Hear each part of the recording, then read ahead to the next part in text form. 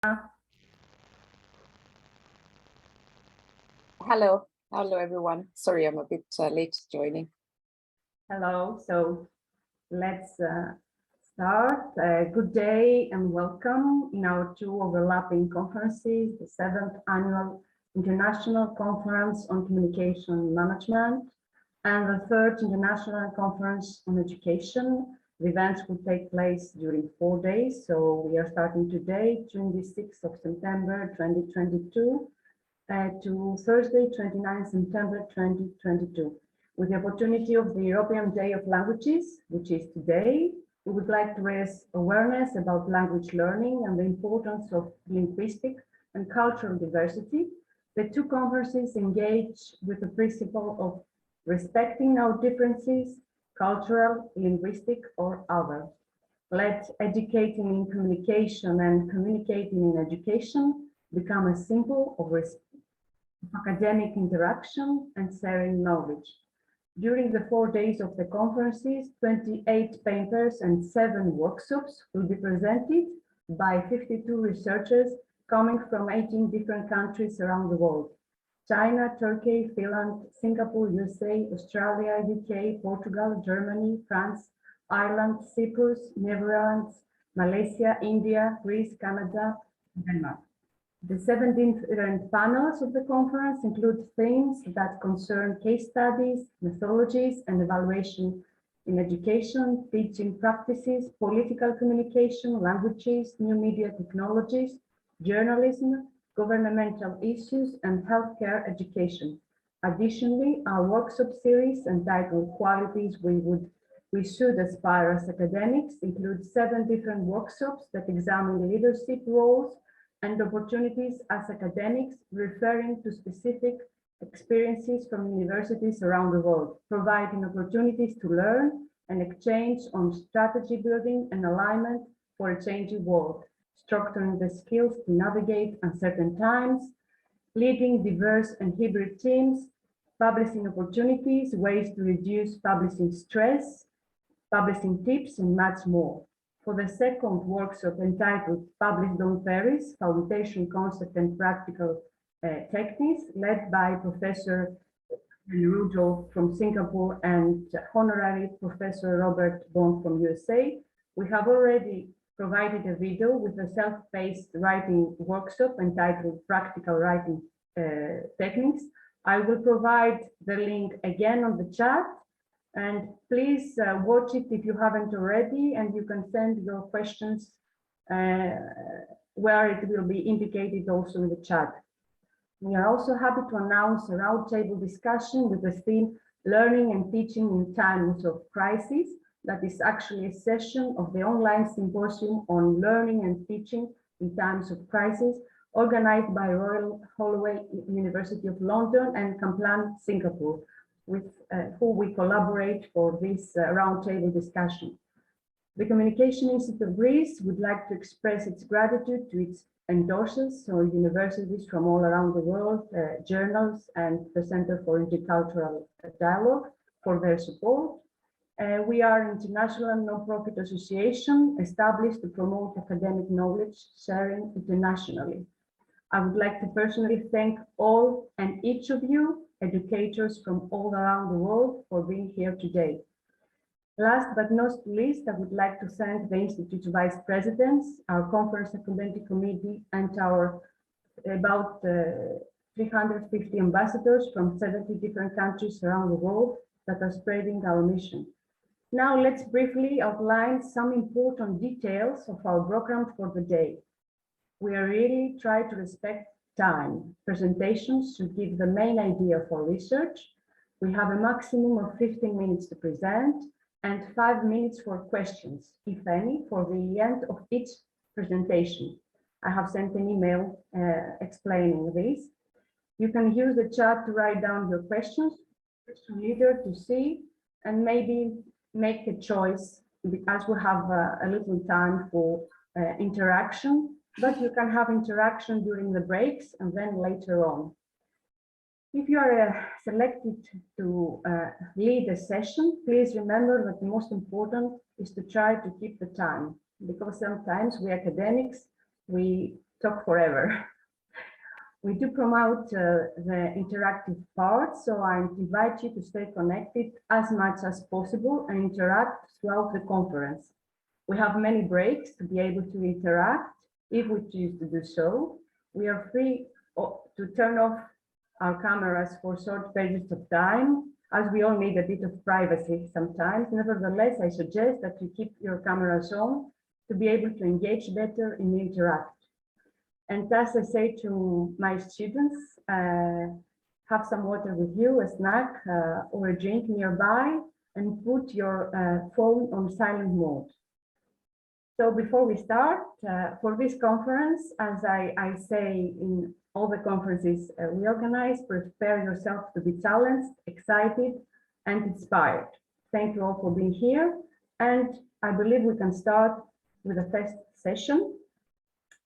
And Vanessa from Australia, Vanessa Stafford, Director Academic Learning, Kaplan Business School, with a research entitled The 5 Touchpoint Blended Learning Model, a case study of the higher education SOTL program.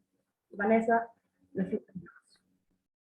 Thank you. And can everyone just confirm that they're seeing my slides and not my little dot points?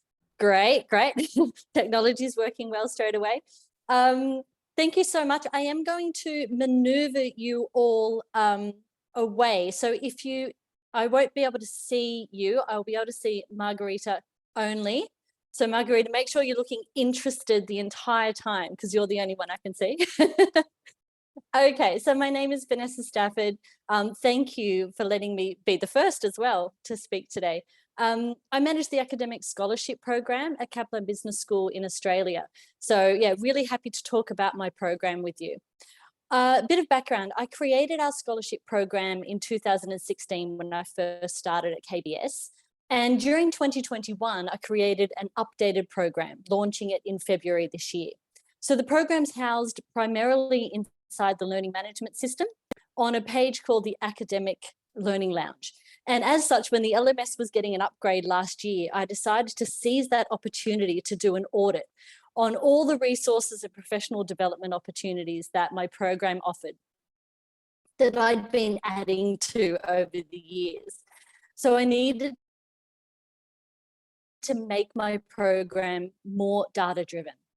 So I did 4 things during this audit. The first thing I did, I used Wired in the program. Then I used formal and informal feedback from surveys and conversations with my academics about what elements of the program they'd liked and found useful. And then I used data analytics from the Moodle itself and Calendly platforms to determine the actual traffic relating to who's accessing these resources and activities. And finally, after I had the final selection of useful components, I turned to learning science to help categorize these learning experiences into a meaningful system, because that was what was lacking, this meaningful system. So I'm going to take you through the program now. And for the pedagogy nerds, I'm going to be using the narrative approach to learning to help us with this. So let me tell you the story about Dong-Uk and Mary. So Dong-Uk and Mary are both KBS workshop facilitators, not their real names, and they both teach business students who expect and I think deserve the same great quality teaching and learning experience, regardless of who they have a class with. So the dilemma is that Dong-Uk and Mary both come from vastly different career backgrounds with really different skill sets and qualifications. So Dong-Uk's what I call a modern lecturer.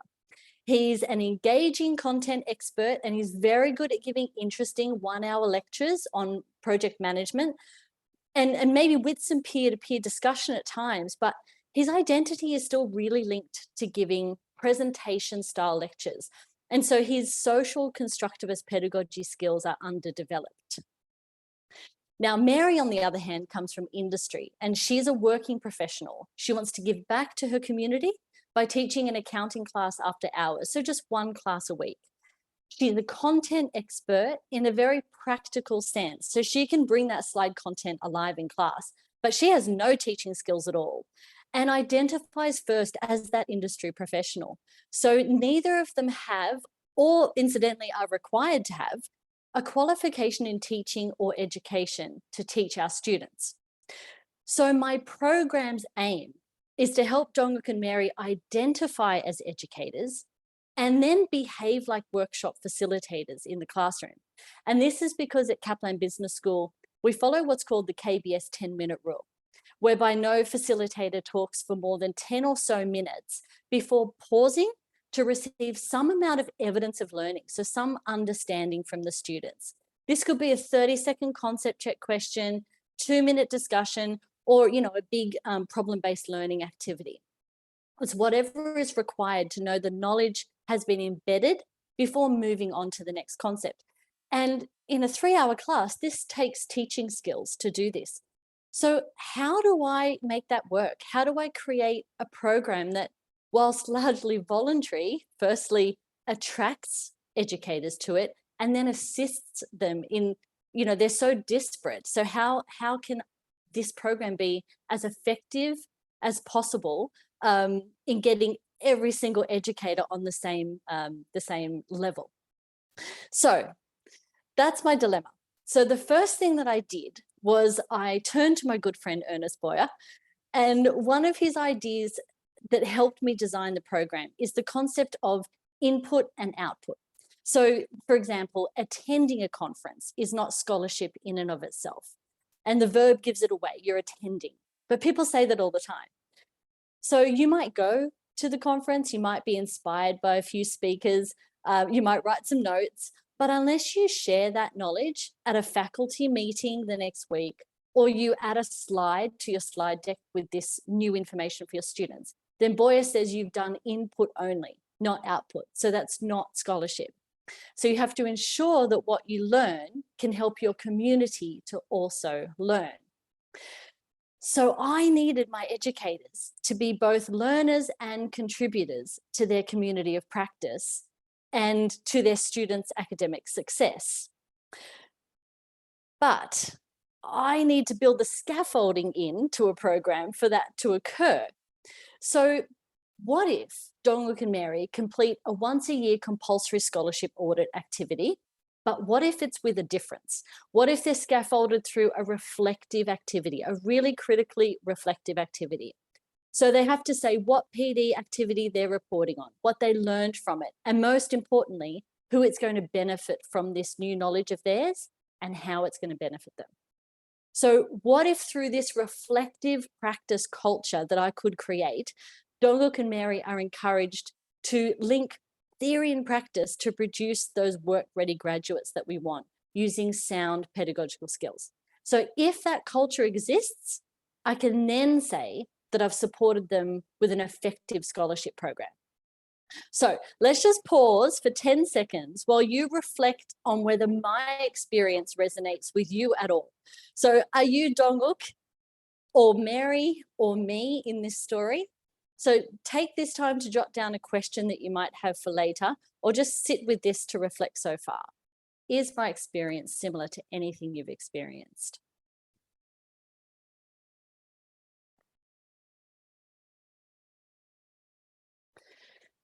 Okay, so what is the program that I came up with?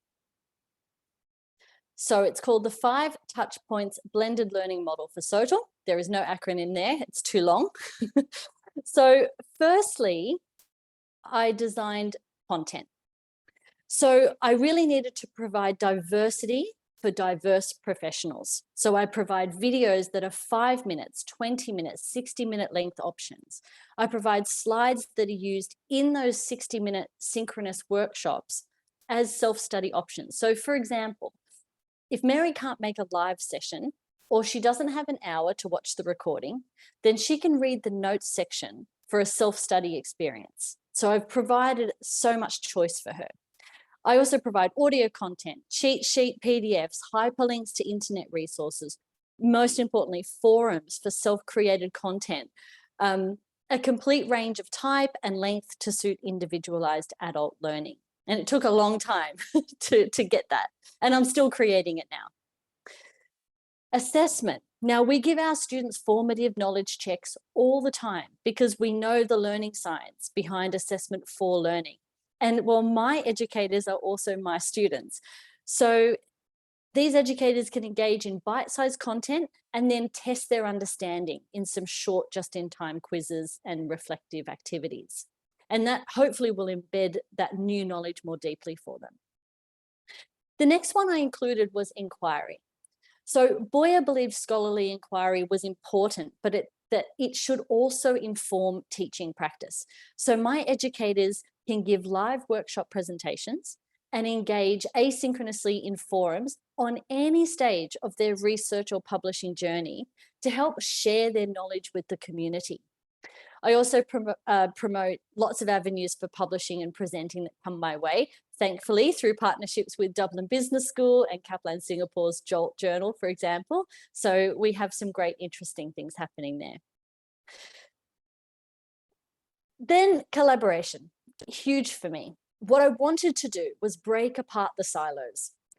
Now, my live workshops and asynchronous forums, they allow educators from all 4 of our disciplines, plus our pathway colleges, to share their teaching experiences.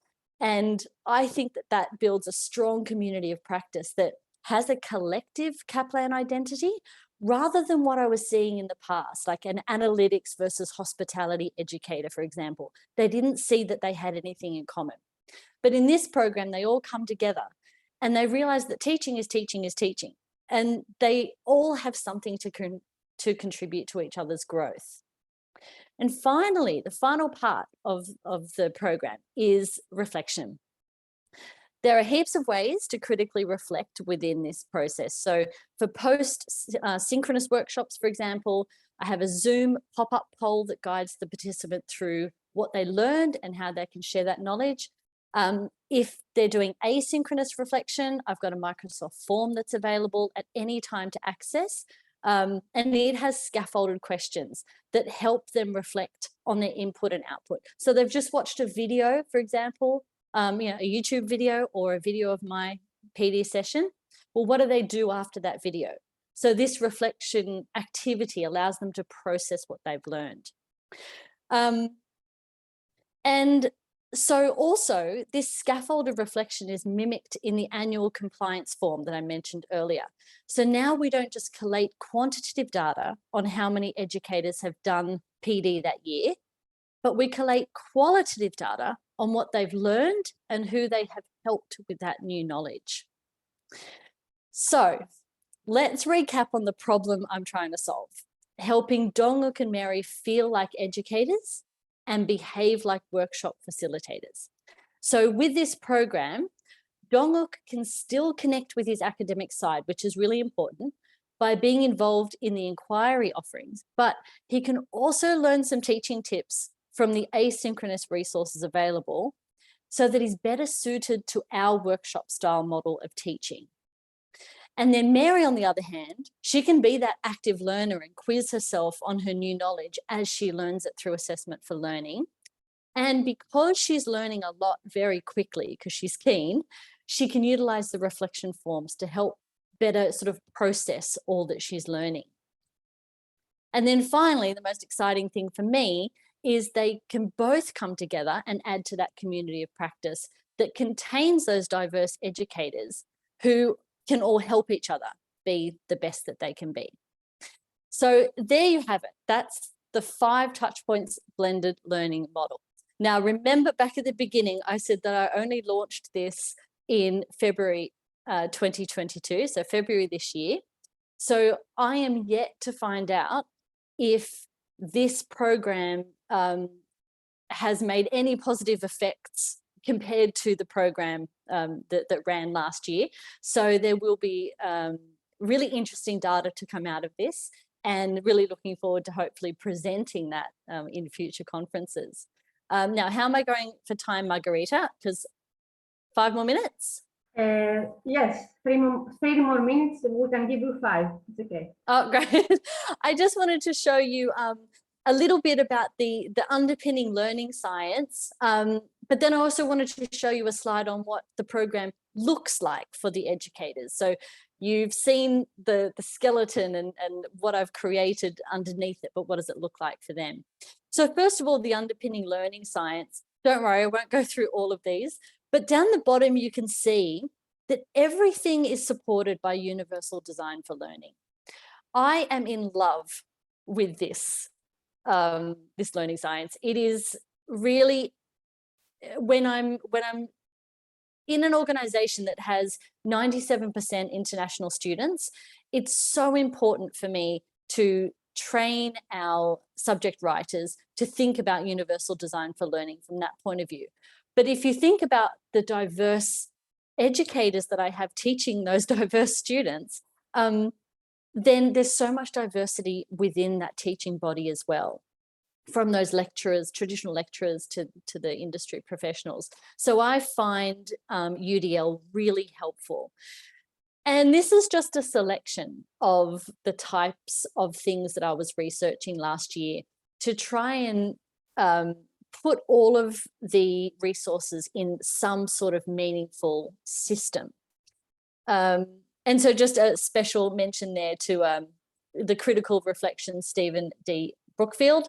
And I have to thank Jürgen for introducing the world of Brookfield to me, because I can't stop reading about his work. So that's some of the stuff that I was looking at. And when I do my further research, I'm going to, really align these and see, which components were more interesting and more useful for my educators. So I'll just finish by showing you a little bit of what it looks like for the educators. So we have a standard Moodle platform, and there are 3 tabs. If you're doing induction, there's, the newbies tab. Teaching has the most amount of resources, and then subject development as well. So if we just click on teaching, you'll see that all the resources are in drop-down boxes on a page.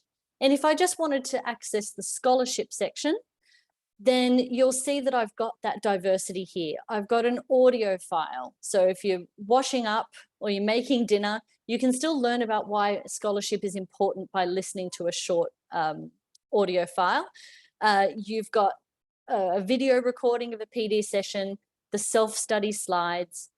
We've got a guide, a PDF guide that I've created, and then we've got a reflection form and the actual register that I was mentioning before. So that's kind of what the resources look like. Then we've got what I think is the most fun. This is the live PD sessions that I run. And I run between 1 to 3 of them every week throughout our trimester. And I pick and choose the topics that I think are needed in that moment, but also the ones that I just really have fun presenting. So these ones here, all these green conversations on, this was something I introduced last year based on discourse learning.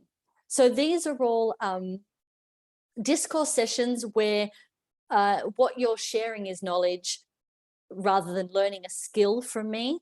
And I have a little problem-based activity there, and they're really fun. They're really quite freeing, because I don't have to create an actual hour set lesson. So I really like them. But these ones here are the actual pedagogy skills sessions that I run. So you can see there's quite a few, and some are based on being better at teaching, some are more practical. So how do you use the learning management system? How do you use Turnitin? So quite a diverse range of PD sessions there. And so that's it. I hope I haven't gone too early or too over time, Margarita, but happy to get some questions. Thank you so much. So everybody seems fascinated by your presentation and what you said, and maybe next time we should change this to a workshop to have more time, I believe. And so I see that Jürgen in the chat, he's fascinated by your 10 minutes rule, and he asked if this is enacted throughout. Sophia completely agrees, and she's also very committed to COPS. And Carl, I see a hand, so he might want to ask a question. Yeah, I may ask a question, but I may also make a comment. You know me. So, Vanessa, thank you very, very much, because you really combined a lot of the good ingredients of this wonderful dish of social learning. But here comes my question or comment. You started out by talking about input and output, but for me, another put or take is very, very important. The most important one when it comes to learning is intake. So how can you catch what, how will you, and you had shown the first ideas in your data, the different genre of data, I would say. But then I'm puzzled a little bit about when teaching is facilitating learning. And I think I have heard that between the lines, maybe even in the lines of what you said. So what is your take on the analysis of the data? Is it discourse analysis, or is it still narrative analysis? Is it content analysis? What do you do with your data? Your wonderful data to find in especially these critically, I quote, critically reflective practice, which in my opinion should be part of the community of practice of learning educators. As you said, they are also learners. Wow, that's a big question there, Carl. How long have we got? Ask Margarita. We can chat. We can chat in the break. I guess I'll be honest and say it's so new what I've done, and you can see that there's a lot of moving parts to what I've got. That at this moment I don't have a final plan. You know, when I work on individual educator feedback, especially around the reflection, I've got a process where I observe a class and then we reflect on that together, and then I give some tips, and then they do some little action research and try different pedagogical skills, and then I come back to them in the end, and we've done a little mini holistic sort of action research activity. When it's one-to-one, I find that I get the data that I need, because it's you know, interviewing the person, you know, it's really autoethnography. But when I look back and I look at all those components and I think, oh my God, who's using this? And is there a causal relationship between them being happier as educators, being better educators? What does that mean? What does better educators mean? So at the moment, Carl, I can't even answer you, because it's still a work in progress. It's very, very difficult to be able to measure the impact of a program. And I'm starting a PhD next year on this exact thing. So hopefully. Maybe just one comment. Maybe you shouldn't measure it. At least not the qualitative data. You can measure the quantitative, of course. That's the easy part. Yeah.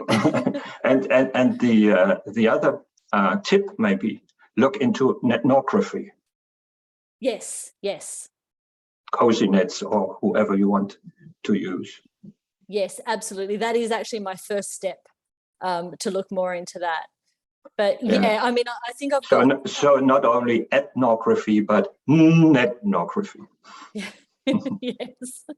Thank you so much for your advice. You can see I have it's just me. I'm the only one in my department, so I need all the help I can get.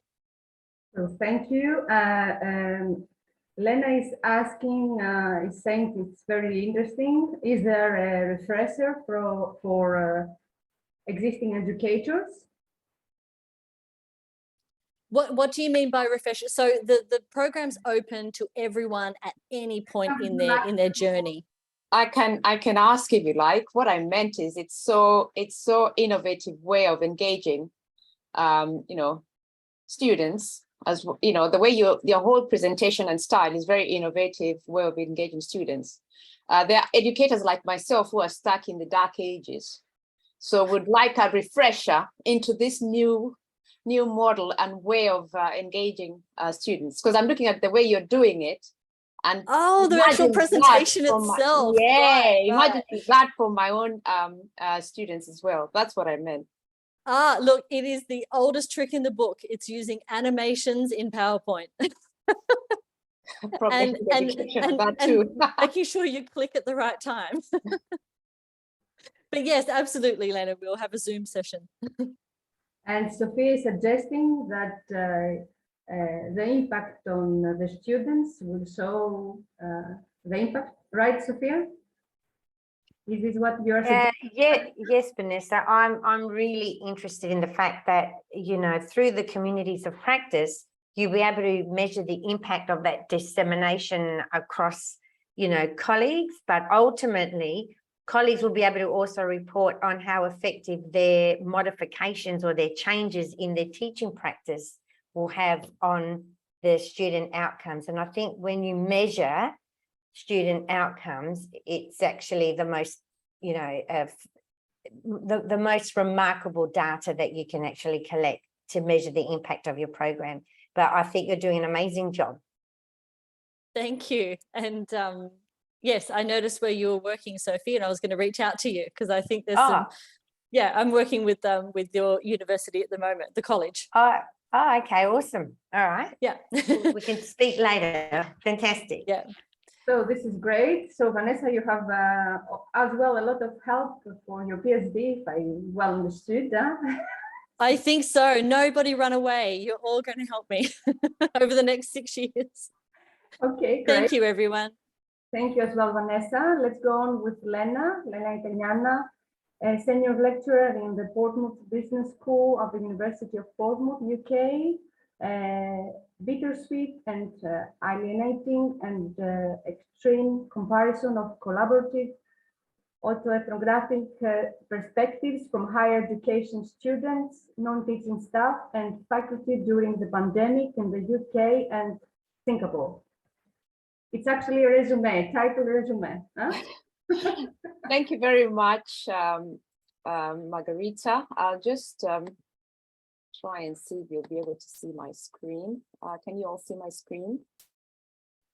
Yes, we can see it. Okay. You can put it on full mode. Just 1 minute, please. I'm not as savvy as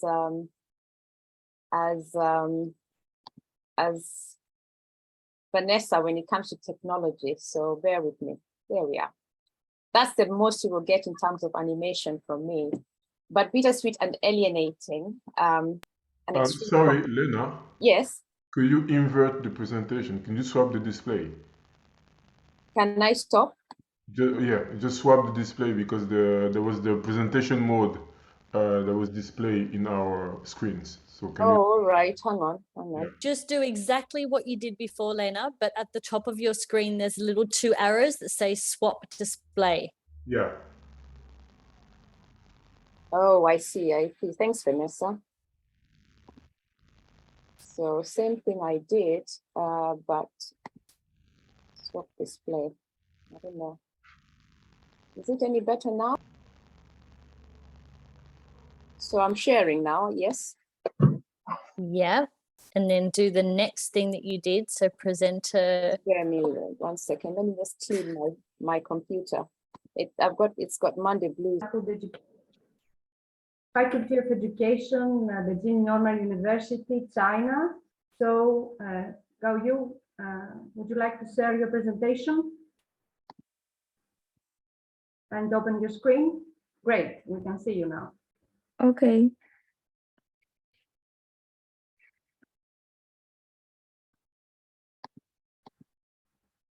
The screen is some problem, sorry.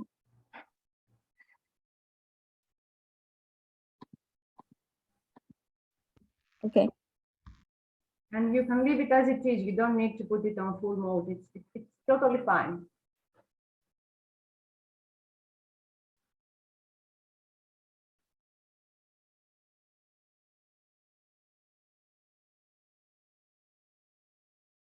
Okay. My name is Gao Yu. I'm a doctoral candidate in Vietnam University, and my research name is research on the construction of evaluation standard of kindergarten teachers' children's behavior observation ability.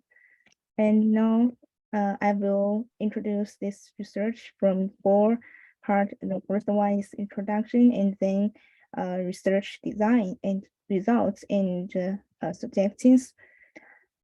Introduction, I will introduce from 3 parts. The first one is the at the present, improving the quality of preschool education has become an effective breakthrough direction and a major journal and task for the development of China's preschool education. And the second is that now, since the beginning of 21st century, China has successfully promulgated some policies and guidelines for kindergarten teachers, and these policies and guidelines all emphasizes the children's kindergarten children's behaviors, and then but in the practice of the vision skills of children's behavior by kindergarten teachers in China is still generally faced with a lack of will orientation and a weak or tech framework. And then the last one is the lack of tools for holistic verification of teachers' ability to observe children's behavior. And then this study use some methods. The first method is Delphi method. I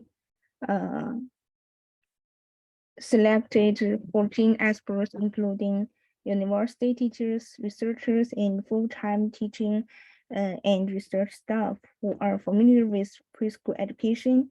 And then I made expert interview and expert questionnaire. In the initial stage of construction of the evaluation index system, the semi-structured interview design was adopted, and the interview online on kindergarten teachers, children's behavior observation ability experts were compliant, and 14 experts were interviewed for about 3 hours. And the interview questions are designed around kindergarten teachers' ability to observe children's behavior. And in the stage of determining the evaluation criteria, the semi-structured interview design is still adopted, and the interview online of the evaluation index points and criteria of children's behavior observation ability of kindergarten teachers, and interview on outline of evaluation criteria of children's behavior observation ability of kindergarten teachers are compliant. 14 efforts in the stage of internationally constructing the evaluation index system are organized to interview the evaluation index points and criteria for about 3 hours, and then interview the description of the grade level for about 3 hours. And the Delphi effort questionnaire is after the interview, and this study, my research designed the expert consultation questionnaire of kindergarten teachers' children's behavior observation ability. The questionnaire is divided into 3 parts. The first part is to judge the suitability of evaluation indicators, and the second part is to judge the suitability of grading standards. And the third part is an open question, which mainly modifies and supplements the important contents not covered in the whole evaluation standards. And the AHP is used to analyze and calculate the weight of evaluation indexes in the evaluation standard of kindergarten teachers' children's behavior observation ability, which is primarily constructed on the basis of Delphi Ashford method. And measures is described, and this research used Vivo, Excel, YHP, this software to make static analysis. And in this picture, you can see the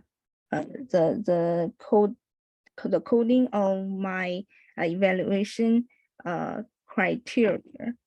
And then after this code, to sum up, it's an evaluation index system in kindergarten teachers' children's behavior observation ability with 3 first-level indexes and 8 second-level indexes is primarily constructed. The meaning of primary and secondary indicators are as follows.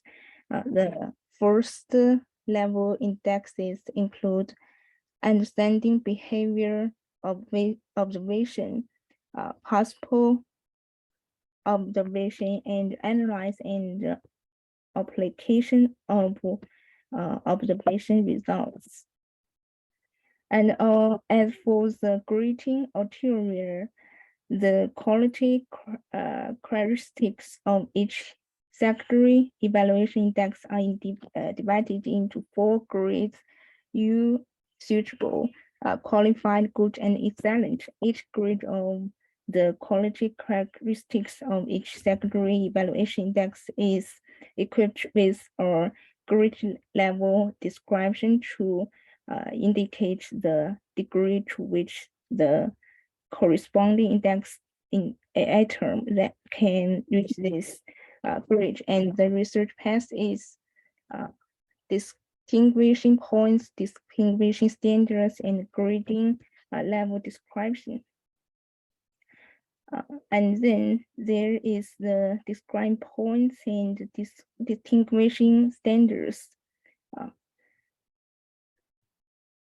Above this part, 14 experts in preschool education who completed the preliminary construction of education indicators to interview the distinguishing points and distinguishing standards of grading evaluation standards. Their members were the same as those who, when the evaluation index system was developed, and they were numbered F1 to F14. And then about the distinguished points and distinguished the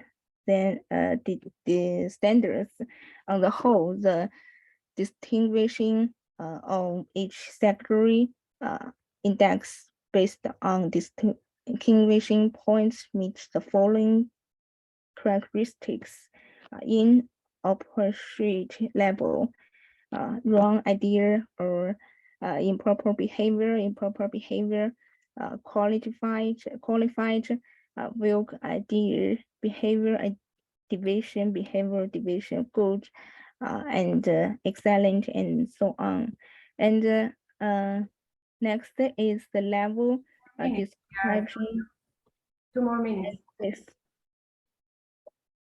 And this also use the interview to make the results. And then is the text and perfection of evaluation criteria. This study, this part uses Delphi method to test the content validity of the draft evaluation standard for kindergarten teachers, children's behavior observation, and ask the experts in the field of preschool education for their opinions and suggestions on the specific evaluation standard and the revision of the evaluation standards. And this table shows the consultation questionnaire results, and then this is the grad evaluation standards consultation questionnaire results, and then there is the modification of indicators and rating standards results, and then this is the part of the finally results. That's all I want to share, and that's my that's my research about. Thank you everyone. Thank you very much, dear Gao Yu, and a big congratulations and a bravo for me and from us all. Not only about your research and for participating in an international conference, but because I know that China has all the impact of the total close down that you had, and I had the opportunity to discuss with some of the students of the Beijing University since we collaborate, so it was quite hard. So congratulations, and this is not easy since we have experienced not a total close down of so many months as you did, and we have the impact, so it must be a lot more difficult for you. So I would have many questions, but it's not for now. I would like to discuss with you another time in a private base. Carl would like to ask a question, so I give him the floor. Yeah, I start with a disclaimer. Maybe it's once more not a question. So thank you very much, Gao, for your contribution. And as already Margareta said, great that you are here, even if it is in the virtual world online. So, but my comment, and then afterwards the question, is on the aim of your study, or the aim of the method that you have chosen, Delphi method. So the aim of Delphi method normally is to give some forecast on the future, on what will happen. So, and that can be used for policy making or finding challenges, whatever. So, so these, and it's very important, and I think you dealt very good, very well with the definition and selection of the experts. So congrats to that one. But what normally in Delphi you work with a thesis, a Delphi thesis, that you then want to show that it holds or is neglected. So what is your Delphi thesis?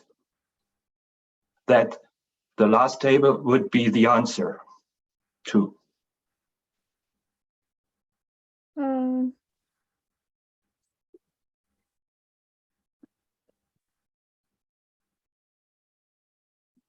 Gao, would you like to answer? Did you understand the question? Sorry, maybe I don't listen clear. Maybe I can. Should I repeat just the question and not the rambling? So, question is, the Delphi method starts with a thesis. You are claiming that something will happen. So, and then you try, with the Delphi method, you try to show that this thesis, hypothesis, you can call it, is right or is wrong. So what's your thesis? What's your research question that you want to answer? This Delphi research question, I make this question in my research, I first to interview these experts, and from the answers from the conversations, I call their ideas about this children's observation skills, and then from this result, that is three first level first level index, and 8 second level indexes.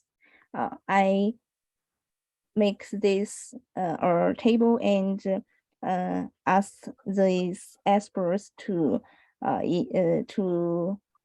see, or to ask them that if these indexes are suitable or not suitable, or if there is some questions, if there is some not suitable, maybe they will change some words on these indexes. So that's So you did I get it right? You are checking if the indexes are suitable.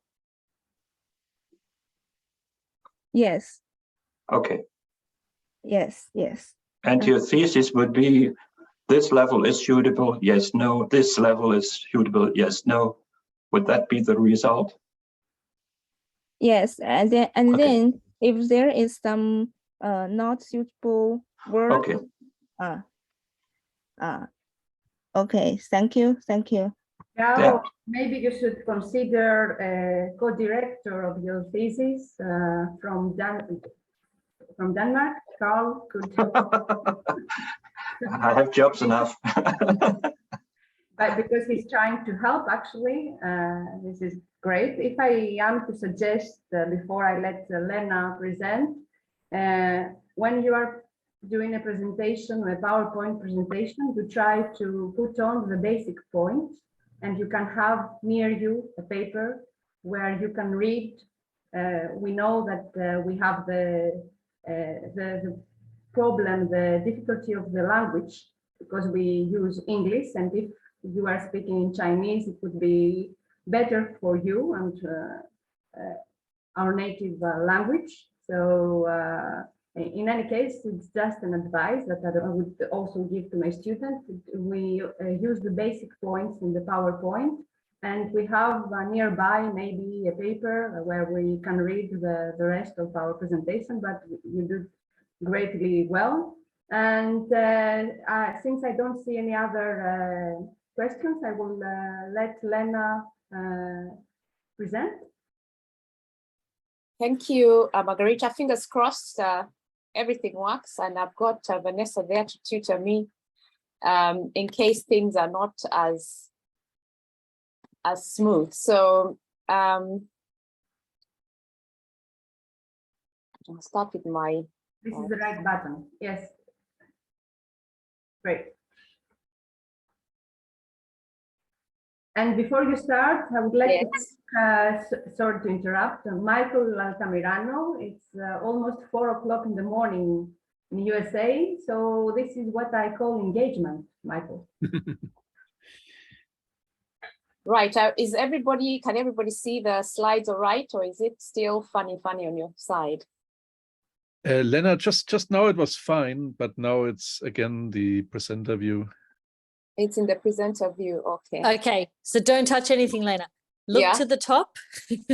At the top, you'll see end show, tips, and swap displays. You need to click the swap when displays I do that, button. that's when this problem arises. When I do that, hang on. Swap displays, let me see if that works better. Yes, perfect. It's okay now. All right then. So that's the title of our paper, Bittersweet and Alienating, an extreme comparison of collaborative autoethnography perspectives from higher education students, non-teaching staff, faculty and faculty during the pandemic in the UK and Singapore. I'm presenting this on behalf of Jürgen, Michelle, Shannon, Arvin, and Tammy.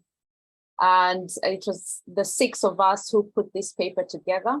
And it was one of the most enjoyable times, I think, in my 15-year academic career. So I'll just start by going through what we were seeking to address, our research question. What were the experiences working or studying in higher education during the COVID-19 global pandemic?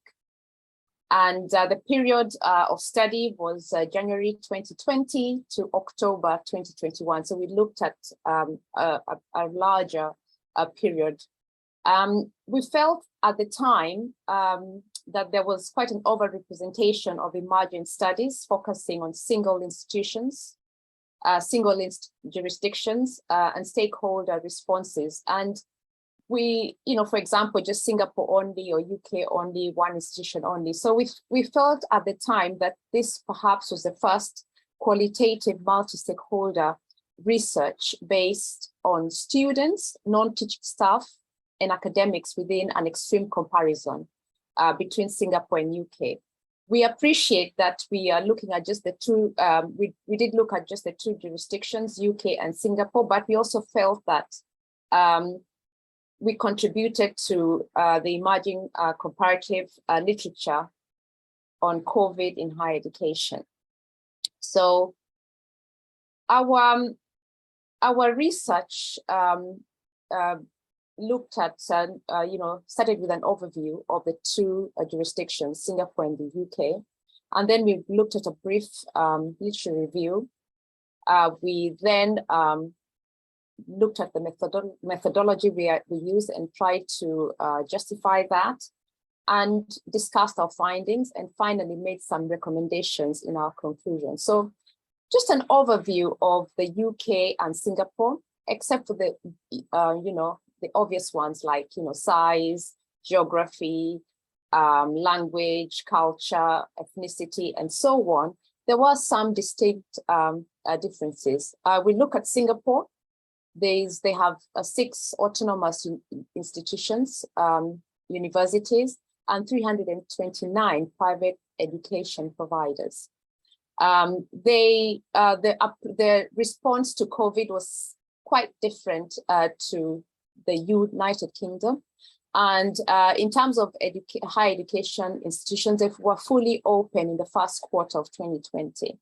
And then as things went on, from the second quarter in 2020, it seems to have one big lockdown with some phases of easing and a tightening and easing of restrictions, all the way down to almost the time we were publishing this article, or we're getting together to look at this article, October 2021. At the time, by October 2021, they had achieved 85% vaccination rate in Singapore.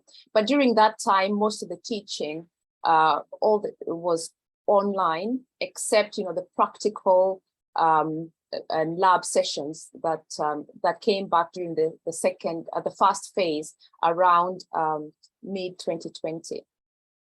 By contrast, the United Kingdom has 164 universities based on statistics of 2018-19. This includes just a handful of private providers. So most of the universities are public universities. The United Kingdom is also very highly dependent on international students. And actually, 2018-19, 20% of the student population was international, and it has grown, of course, since then. But during the time of the study, the United Kingdom had 3 lockdowns. We kept on locking down, coming back, locking down, coming back. And we did actually, in the United Kingdom, have some face-to-face teaching between September 2020 and November 2020.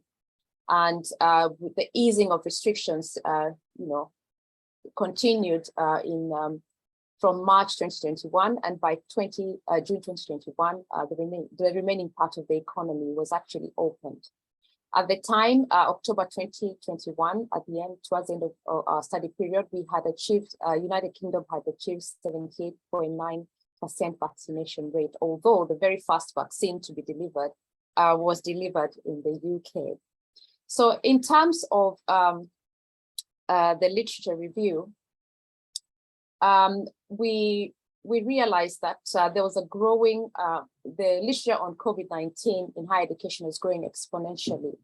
And the focus was mainly on single institution, single country studies. There was some piecemeal approaches fragmented on specific local context. And also there was some early work on national and international stage at the time. But we felt that perhaps they lacked the rigor that we were hoping for, mainly due to time constraints. A key article that we found quite useful in our research was Crawford's 4 stages of pandemic response in higher education. The rapid adaptation, which is just the rapid adaptation of core business to the new context, or for the new context, improvement, the optimization, to optimize the adapted core business to improve quality and begin to consider non-core activities. Consolidation, to evaluate pre-pandemic measures of social, economic, and environmental success. And finally, the restoration, that's a 4th stage, to determine what a return to business as usual looks like and how it can occur. So at the time, literature in 2020, a majority of the institutions were around stage 1, minority in stage 2, a very small number were in stage 3, and yet a very, very, very few in stage 4. An analysis of articles across 2020 demonstrated that most were in the growth stage, that is the stage 2 had grown, and some were also in transitioning to stage 3 and 4. But what we found quite interesting, the literature in 2021 had begun to extend across cross-cultural context, and some bridges between case-based studies and a theoretical expose. Specifically, what we found very interesting was a research bubble was emerging in this COVID-19 environment. Perhaps now things have changed since that time. But prior to the pandemic, there was a lot of conversations and insights on student experiences, well-being, and transformative education. So we were hoping to integrate this within this emerging pandemic database. Now, in terms of our methodology, we acknowledge that there was a recent trend in articles using collaborative autoethnography, and our research uses collaborative autoethnography to keep in line with this. What we have is the 6 participants, 2 students, 2 non-teaching academics, and 2 teaching academics, 3 from each jurisdiction, UK and Singapore.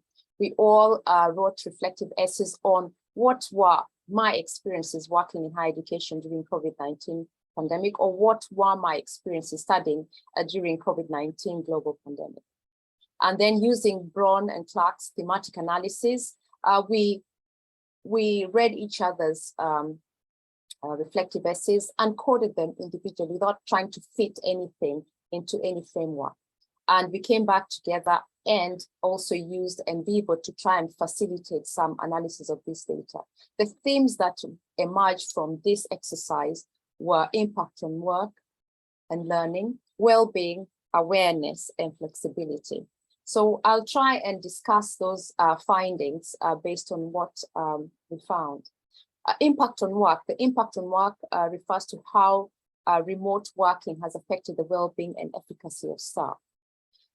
What we found is that in the rapid adaptation stage, there's a lot of pressure of work, particularly to staff. They needed to convert whatever material they had into some online format, develop new resources, online resources, and also at the same time interact with students and colleagues in this virtual environment. So the initial problems obviously were drop in productivity due to poor equipment, the working from home. Other problems were things like lack of stable internet. And of course, it was difficult to separate this work-life situation when you're working at home.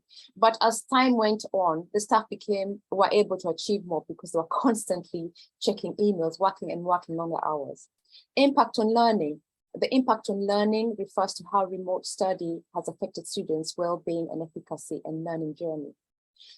In terms of our student population, most universities we know that have some integrated digital learning systems. So we have LMSs or virtual learning environments. And our student population, what we found is that the transition was not, their main limitation was not the use of technology, but rather the access to certain tools which they needed for their study. And some of these tools were only available on campus. The greater impact to the student population was really likely due to the distractions because of boredom really, and lack of stimulation. So some of them tended to disengage and find other ways to fill that social void. Others were things like poor communication between lecturers and students.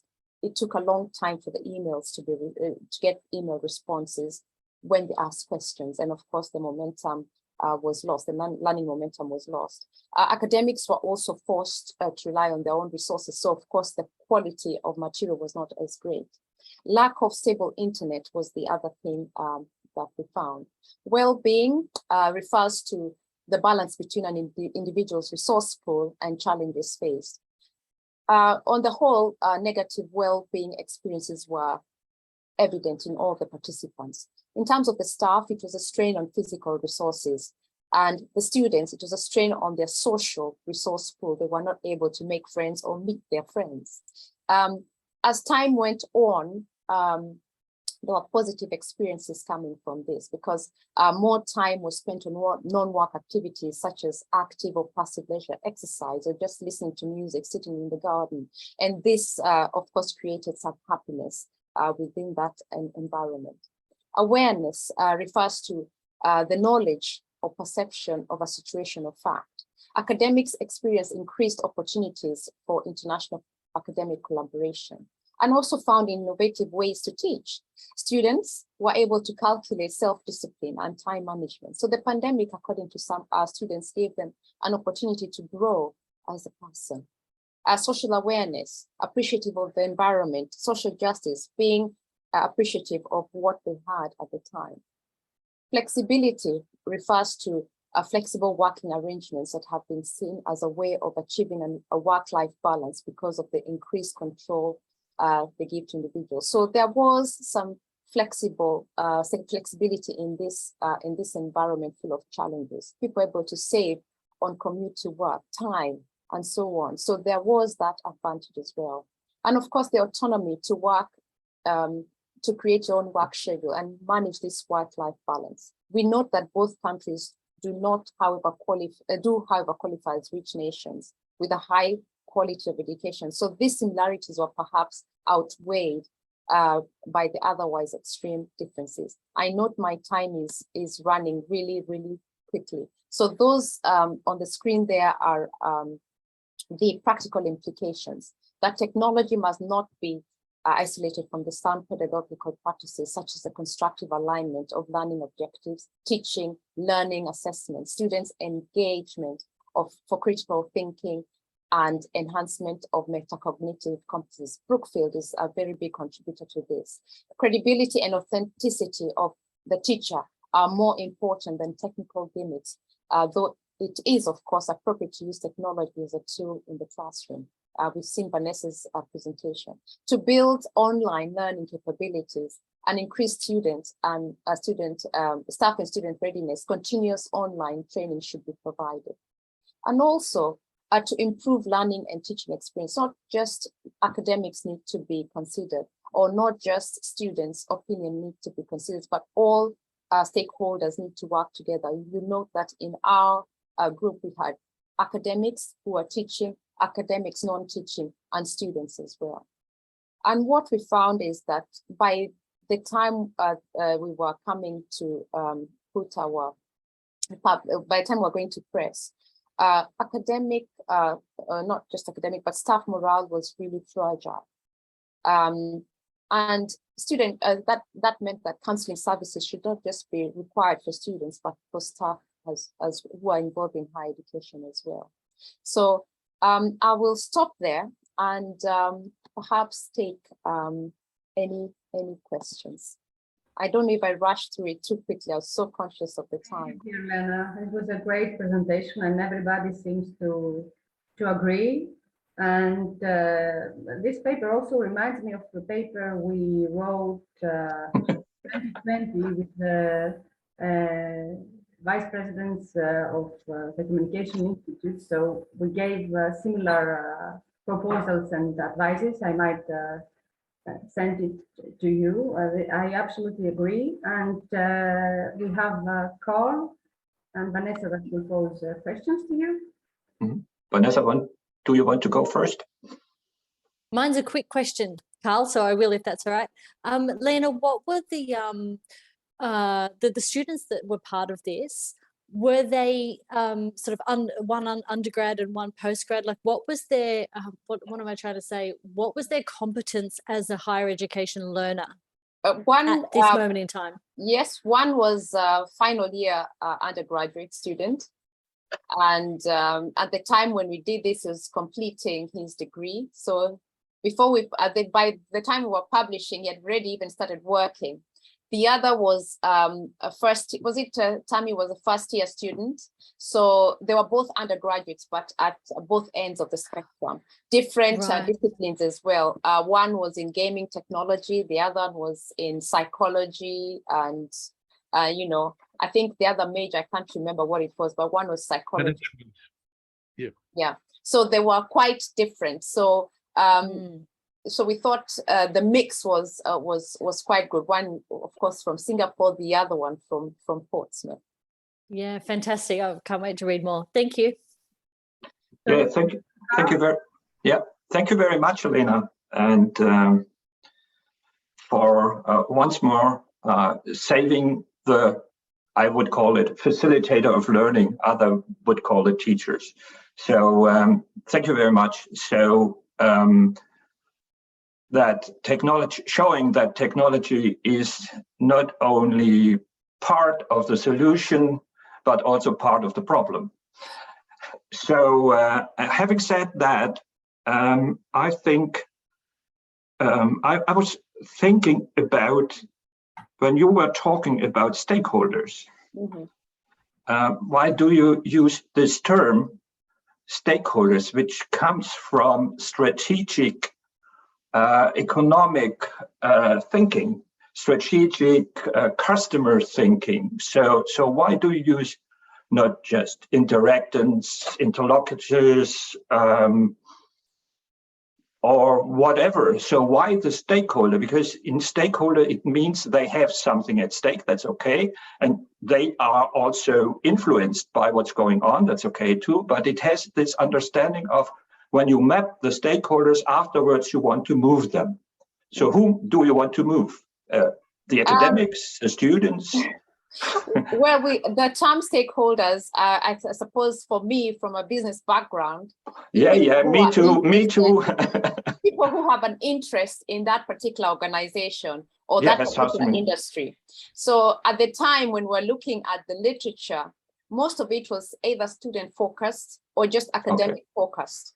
And in these institutions, we do have these academics who are non-teaching and who are always ignored. So we thought it was an opportunity for us to include them, because when I looked at the time, during COVID, these academic non-teaching colleagues were so important in helping us bring together all these systems to put us together. So for instance, in my institution, we have people who look after our virtual learning environment, which was so critical for us during that stage. And these are academic non-teaching staff. So we thought they were so crucial during the whole COVID, transitioning to that online platform, that we could not ignore them in our study. So I hope I've answered your question. Yes, but then you might also want to look into the non-academic, non-teaching staff, the admins, Yes, that were right. crucial too, right? They were And very crucial. They were very crucial. Those Yeah. ones, unfortunately, we didn't. That was actually a limitation in our study. Then we had other limitations. For instance, the group did not have certain like financial problems. So, and childcare issues. We didn't have those, and we know those were part of problems during this time. So we did. I didn't address the limitations in the study, but we did have those limitations as well. And at the very end, maybe a tip, you may want to look, I write it down in the chat, to the analysis of thematic network analysis. That is a special form of the Brown-Clark idea of doing a thematic analysis, is building on Toulmin's argumentation forms and has a kind of a hierarchy or networks of organizing themes, general themes, and then the basic themes. And the last one, and then I stop, because you find, of course, by thematic analysis, you find out how, what they speak about, what the discourse is about, what they write about. But it doesn't capture how they speak about. I think their discourse analysis could come in. Thank you. Would you pop it down in the chat so that I can take those? Thank you very much. Thanks, Carl. I see some very interesting comments by Michael and Zan. Michael, would you like to express it by yourself?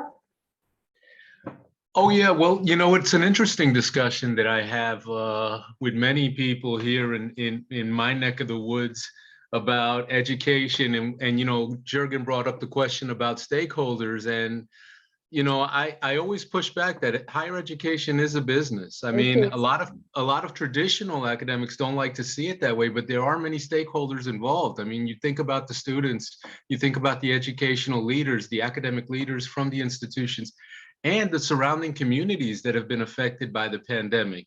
People that relied on students to come into their restaurants, into their delis, into their stores. And there's been so much of effect, and I wish I could travel the world over the last 2 years, but I could not. But just speaking from my experience, there has been so much effect from what has been going on. And I think the paper is just the tip of the iceberg. I think there's going to be so much interesting research over the next couple of years that I'm fascinated to read other observations. Thank you, Lena. Thanks. Thank you, Michael. And Zan, would you like to? Yeah, hi, everyone. I think that I agree with Michael. I think we've just started to understand the implications of the pandemic, not just on those students who are going through higher education during the pandemic, but also, so your research really resonated, and it's something I'm going to pick up on in my paper later, but also for staff, for us as staff, for institutions, and actually conceptually for higher education itself. And that's something I'll pick up on. I think there's been a shift, I detect a shift, and I think the authenticity of the teacher is quite an important concept to kind of frame how we go forward, because I don't think we can put the genie back in the bottle. I think it's out, and I think as educators, we now need to think about how we deal, and I haven't got the answers, I'm going to be honest, but I thought your discussions raised some important points in how we start to think about going forward and actually for further research, because I agree with Michael. I think as we move forward, the implications of what happened and the different thought process that, and the experience of going through education in such an isolated way have had very meaningful and deep effects on people and individuals, and that's what my comment was. I think this is very interesting research, and I think that the view of the individual needs to be explored further. So thank you, Lena. I thought that was very interesting. Thank you, Jean. Vanessa? I see some interesting comments. And Sophie, if you want to make a comment. Okay, Vanessa? No. Okay, somebody else? Because we have 7 more minutes. If you would like to take the opportunity, because interaction is important, before we take a small break. Maybe Lena wants to ask us. Lena, about your research paper? Well, at the moment, you've given me quite a lot of food for thought, and particularly, I've just quickly opened the thematic analysis article that Carlos just sent. So a lot of food for thought. Thank you, everybody, for the additional comments that I'll be putting forward. We do have another project that will also use the same methodology. So we hope that we can incorporate some of this as well. Thank you. So thank you all. Let's take a small break because we have a quite big session after that, and Lena will be the session leader. So we will come back in 12:30 time for Greece. Okay, so it's about 25 minutes. So take a break and see you all in a while. This as well, of course, and we have 15 minutes and 5 minutes for question at the end of each presentation. Mm-hmm. So Lena. Yeah, welcome back, everyone. The second session is on teaching practices. And we'll have our first speaker, that's Jan Bamford, Professor Jan Bamford, Acting Deputy Dean, Students and Academic Portfolio, London Metropolitan University, as well as Joe Guyver, Researcher, University of Central Lancashire. And is this I beg your pardon, I think I've made a mess. It's Jan who's presenting, but yes, these are the collaborators. Yes. So your paper will be, I only did an SOS, so I'll use that as an excuse. So Margarita, I blame you. Your paper will be, will we ever go back to normal? An international exploration of the impact of COVID-19 on tourism teaching in 5 countries. So over to you, Jan.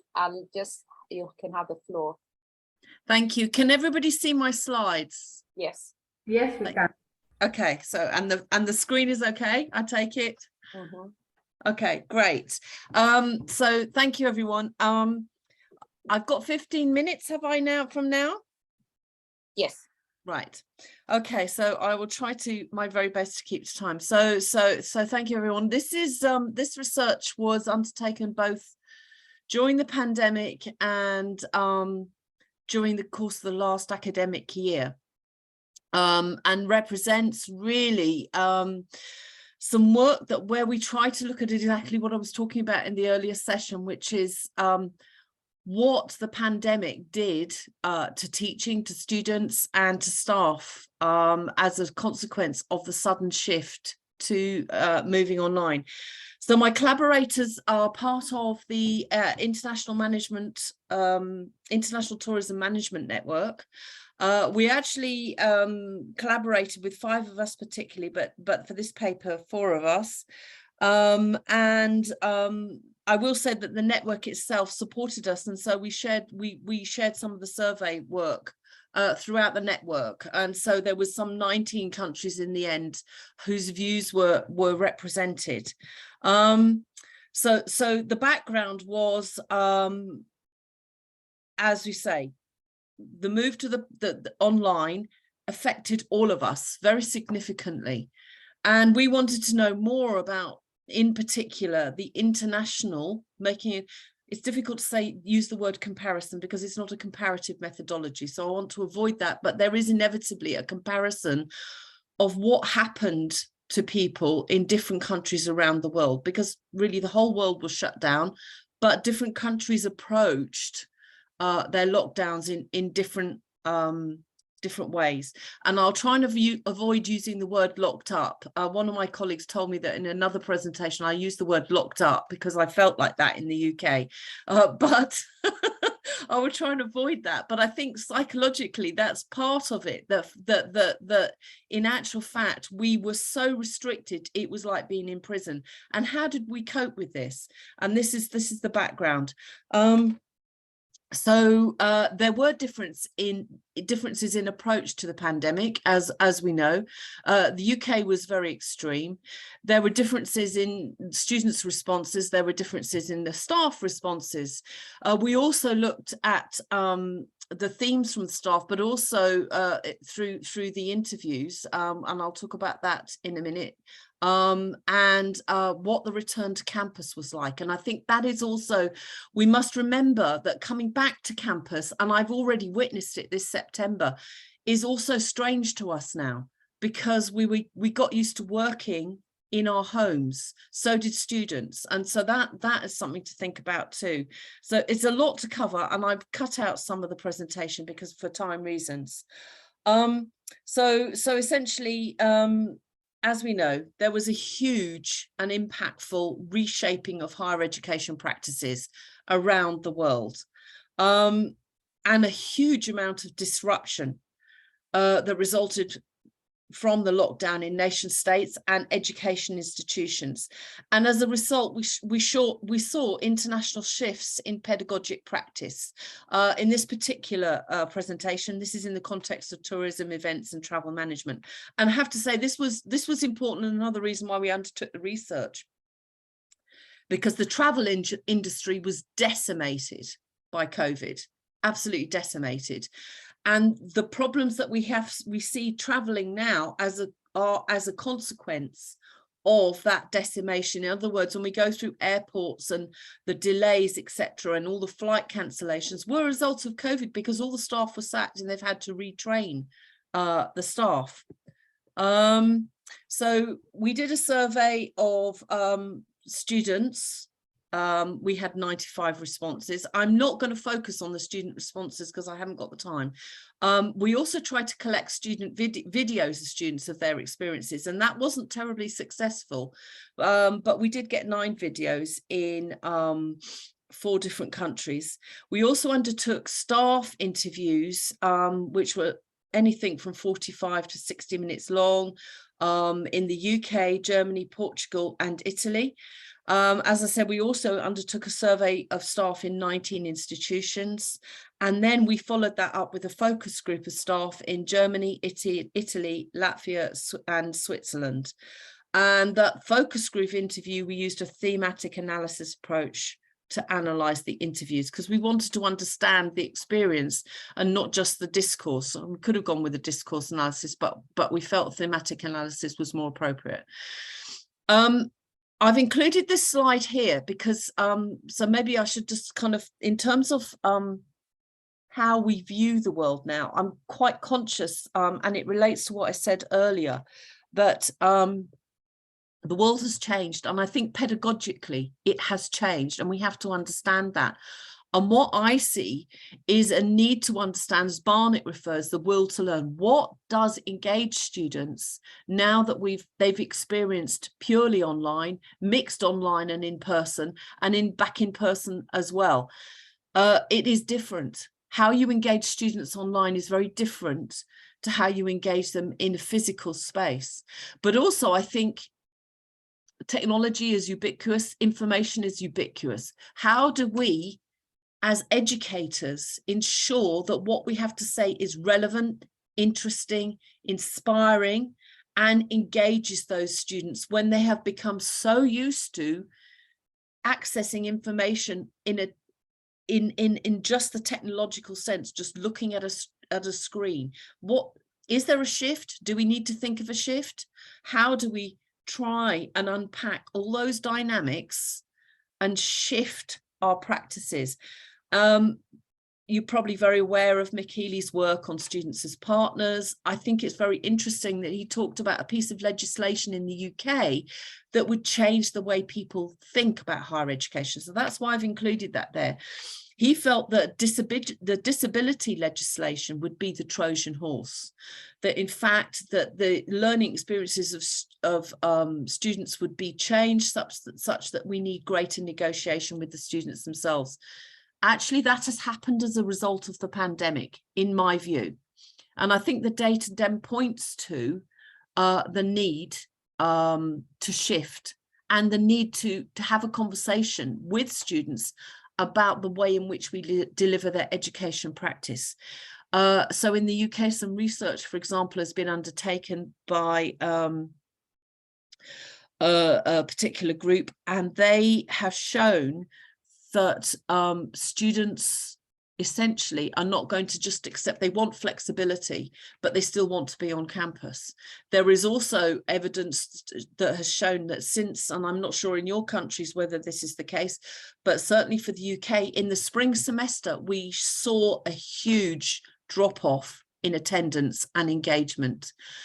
In my own university, we have really had a problem with students understanding implications of not submitting assessments, for example. Prior to the pandemic, we had a set of very strict regulations. During the pandemic, we necessarily had to change those, allow students flexibility. And that flexibility has had an impact on the way in which they now approach submission of their assessments. So we need to go back to thinking about how we engage them with the very basics of higher education. And this is just a recognition of some work done from the British Academy about the immediate effects of the pandemic and the essential impact of the pandemic on social inequalities, and the need for us to continually investigate now what the consequences are as students who went through in school the pandemic are now coming in through universities. So I'll try and speed up a little bit. So these were the sort of national context particularly we looked at. I thought it quite interesting that somebody, Elena, I think you mentioned the emotional, the long-term challenges, and this all came out in our data. And the shift really, what really came out in the data, so I don't want to focus on this for too long because I want to just talk about the post-COVID, but what really came out was the shock that people were in. It was disruptive, it was shocking, and it was sudden. And people also recognized that technology might remove barriers with students. So there was this idea of flexibility as well. And there's a comment about the shock. So I will make these slides available. But I think there was also this view that the universities relied on teachers to an extent that perhaps was a little bit unfair, that in actual fact, they couldn't do much to support, and they didn't do much to support. And this was so that comment's from Portugal, but I could say the same thing came out in UK data, the same thing in the French data, and the same thing in the German data and the Italian data. To varying degrees of course, you have to match that with different perspectives of higher education. So in Italy and France, for example, there was a question about, well, we're not told what to do in the classroom anyway. So it didn't really make a huge difference. We were just online, but there wasn't the support. There were general communications, but not the support. So if I move forward a little bit, just to talk about the new normal, and we talk about normal, what is normal? I mean, I think that is something we now need to consider. We presume the classroom, we equate the higher education experience to the classroom, but the pandemic showed us it wasn't directly linked to the physical classroom. However, students are now saying we want to come back to the physical classroom. And where does technology sit within all this? We cannot just talk about using technology. And then, of course, in the UK, there's a value discourse, which I'm sure Lena will be more than well aware of. But because of the fee charge, we have the government putting pressure on institutions not to overblend the higher education environment, in fact, not to use digital too much. And so a lot of higher education institutions feel pressured to bring the students back on campus, but they're not coming back on campus. So there is a bit of a dilemma for the UK. This is from the Student research done by the Student Futures Commission, and this just shows how there is a perception of shift. So physical spaces to physical and digital, teaching to learning, and this focus back, as I say, on the students, that the students are partners in this, and we need to bring them in a much stronger way to encourage their sense of belonging, to build them into their learning duty, and to build that sense of community. So I'm running out of time. So the survey, we looked at 19 different universities, or 19 different, we had respondents from 19 different universities across Europe mainly, which was disappointing, but probably inevitable. What we saw was a varied response in terms of how people had returned to campus. So in Portugal, for example, they went back to campus on so if we say September 21, April 21, so it's much earlier than we did in the UK, which was interesting. What is interesting about this is the increase in workload for teachers that has happened as a consequence of the pandemic. And what you can see there in terms of the responses is that if we look, the majority of lecturers felt that their workload had increased significantly as a consequence across all countries of the pandemic. And I think we need to think about that and unpack the implications of that as we go through. And of course, then we have this question about what is normal. A lot of people, you could see, still felt very much affected by what happened during the pandemic. Normal life had completely vanished. And they felt that it won't go back to normal properly. That preparation for lectures, seminars now needs to be much more intensive. It needs to include student perspective. It needs to include much more technology. And therefore, it can't go back to the didactic, perhaps, approach of the past in some institutions. And I think this is an interesting response here from a colleague in Switzerland. I cannot really answer your question, and so we undertook this work last autumn term. Your question, in a way that I can define, this has happened, and it's happened. And I think the responses show that trauma, evidence it, that emotionality. Even though we're academics, that emotionality kept coming through. It's a blend of everything. The only thing that is, most of my routines are gone. And I think that was another thing as well, is routines have not returned to normal. And I would say in the UK so far, we're not seeing routines. We're trying to return to normal, but it's not happening. And so that's why I sort of say the genie is out of the bottle. And how do we go forward with this? How do we return to normal, or have things gone into a much better space, and we need to understand pedagogic practice in a much deeper way than previously, and the use of technology as a part of pedagogic practice. So some final remarks, because I know I'm out of time, Lena. Thank you. I can see you looking at your watch.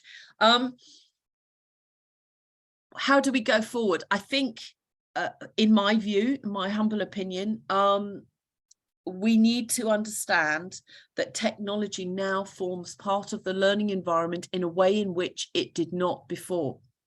So previously, we talked about blended learning. We talked about using virtual learning environment platforms. Now, we actually need to use technology in a much more active way in order to engage students. We perhaps even need to use technology in their assessment practice.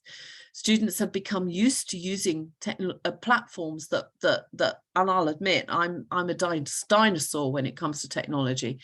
But I think that we need to recognize that the fluidity of the learning space is something that has to have technology as part of it. And in order to engage students, we need to both incorporate them in the conversation of assessment, in the conversations that we have about the delivery of the curriculum. And we also need to consider things. So I'm involved in another project where we incorporate extracurricular activity in a gamified approach. And I would argue that the gamification of the curricula needs to be given some more thought, and how that might change the dynamic of engagement that we're currently experiencing. So I'll pause there, I think, if I might. There are some references, but and I'm happy to share these slides, but take questions. Lena, thank you. Thank you very much, Jan. And if you could please stop sharing so we can come back to the, so I can see everybody. Thanks so much, Jan. I think there's a few posts in the chat, but Carl, you've got your hand raised, so I'll give you the floor. Thank you very much. And thank you very much, young dinosaur. I don't think you are a dinosaur. Thank you. And why? I think you raised the fundamental question that could help us to went from the emergency remote teaching to a designed online learning. Meaning going back to the 3 questions that are essential for what you call didactics, others would call it pedagogy. Namely, what should the students learn? Yeah. Why should they learn it? And then if we have answered these 2 questions, then how should they learn it? And in the how, there is the role of online digital technology and so on and so forth. And here it comes to the duality of technology, which Wanda Olikowski has referred to, or social materiality of technology, because it plays a role in our interactions, in our learning, in whatever. And my point is that, or my maybe advice, I don't know. my proposal would be not only to look into from technology into the direction of learning. Of course, technology shapes learning, but we should, as educators or pedagogically interested people, should be interested in the other way around too. How should learning change the technology? Otherwise, we are just working with symptoms instead of what the challenge is. And by symptoms, I do not say that it's only negative. There is a lot of what you called to learn for the fluidity of the learning space. And by the way, in my opinion, now I'm a dinosaur, there has always been this fluidity in the learning spaces. Now there is an extra factor that is accelerating and so on and so forth. Thank you, Carl. I think I would agree with you. There has always been fluidity. There has always been change. But I think that what happened, and that came out in the research, is colleagues have not used technology to the extent that they had to use it during the pandemic. And for some, they realized that actually they could implement that fluidity in a much more effective way than previously. For others, they just kind of like, I just want this all to go away. I'm in shock. I don't like it. I want to just go back to normal. And I think as there's 2 bits here. There's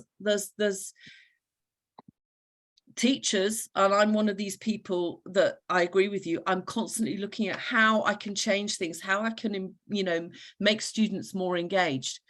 And part of that is I want to make it interesting for them and for me, and to be in a space that provides inspiration. However, I recognize that some colleagues feel that teaching is literally about them telling, and it's a passive kind of and just listening to expertise. My view is that I think that the pandemic has shown that we can't do that anymore, that actually We should never have done it. well, maybe that's true. I mean, that maybe that's true, but unfortunately, and I'm kind of in a space where I'm talking to the converted, so it's kind of you know, us here, we're educators, we're trying to kind of think outside the box, we're trying to shift the dynamics, but unfortunately there's a lot of colleagues who just think I am the professor of physics and I'm just going to go in and tell you, because that is how I see the world. The pandemic forced everybody to shift out of that, and it was uncomfortable. It was challenging and uncomfortable, and so I think there are some parts of our community who just feel they want to go back to that, but I just don't think we can. That's the challenge. Last remark from my side. All right, then. Why not? That might be an idea of talking about the new normal and finding out what the new normal could be. Yeah. I can see the question about what's normal is one of the things in the chart, and I have got 2 hands raised there. So Jürgen, because yours came up first, I'll give you a quick opportunity to ask your question, but make it brief. And Jan, also make it brief if you can, because if you don't mind, Sophie, you can ask your question later. We need to move on to the next speaker, if you don't mind. Okay, thank you, Lena, I will. All right. Jürgen. Thank you very much for a really great presentation and very interesting research. I like it that you used so many different methods, and that it was also a team authored effort. So many countries and so many different perspectives. So I think there are probably quite a few articles in your presentation. What I kind of notice is that there is some COVID fatigue when it comes to publications, and even interestingly enough, fatigue when it comes to post-COVID, which we have barely entered. But I think people really don't want to read about it anymore. I mean, they're so sick and tired of it after the last 2.5 years or so. Anyway, I'll just ask you a question. What is your vision for the new normal? How is it going to look like? How would you like it to pan out? So I agree with you, Jürgen. I think it's a challenge, because I think that people and this part of this perspective of can we just go back to normal, and that actually someone actually said that in the data, and the answer is probably no. So I think whilst there may be some COVID fatigue, I think it has to be recognized that people like Ron Barnett have been writing about the need to understand what higher education is, what a university is, for some time. So people like Ron probably feel, okay, at last everybody's now giving some pausing and giving some thought to what is higher education, what are we trying to do? And it goes back to those questions about that Carl was putting. What should students learn? What should a student be? What is a graduate when they come out? And I think my view is, and I tend to agree with Barnett around this as well, is that we need a much more critical individual that is a graduate. So not just intellectually critical, but a critical in action, critical in engagement, that actually the graduates that we are producing, therefore, so what I see higher education as being is shifting to produce criticality in action and engagement, and a much more far-reaching and far more and a wider encompassing than perhaps just a subject-based criticality, the ability to engage in critical discourse at an intellectual level. I think we need to push further than that, and I think technology allows us to do it, would be my answer. Thank you very much, Jan. I hope Jürgen is satisfied with that. Very good. He's got a thumbs up. There is some interesting points in the chat. Michael has made some good observations. Says that you made some different observations there. And each group of students, some want to be on campus, some don't, and you've used several methodologies. I can also see Sophie has made a very interesting comment in terms of a universal design. Why not deliver it in a way that suits everybody. So these are other conversations for you, Jan, Thank you. after this, if you don't mind, because we need to move on to the next speaker. I'm Thank you, Lena. that we can continue with your theme, because as Jürgen said, you've touched on very many points there. So this perhaps should be a workshop on its own, if I borrow some words from Margarita from the previous session. So I'd like to call on the next speaker to present, and that is Jürgen. He'll be presenting on what does it mean to teach well, reflections on an ongoing book projects with Stephen Brookfield. Jürgen is the head of research at Kaplan Higher Education and also a senior lecturer. Over to you, Jürgen. 15 minutes start now. We'll try and keep to the time if possible.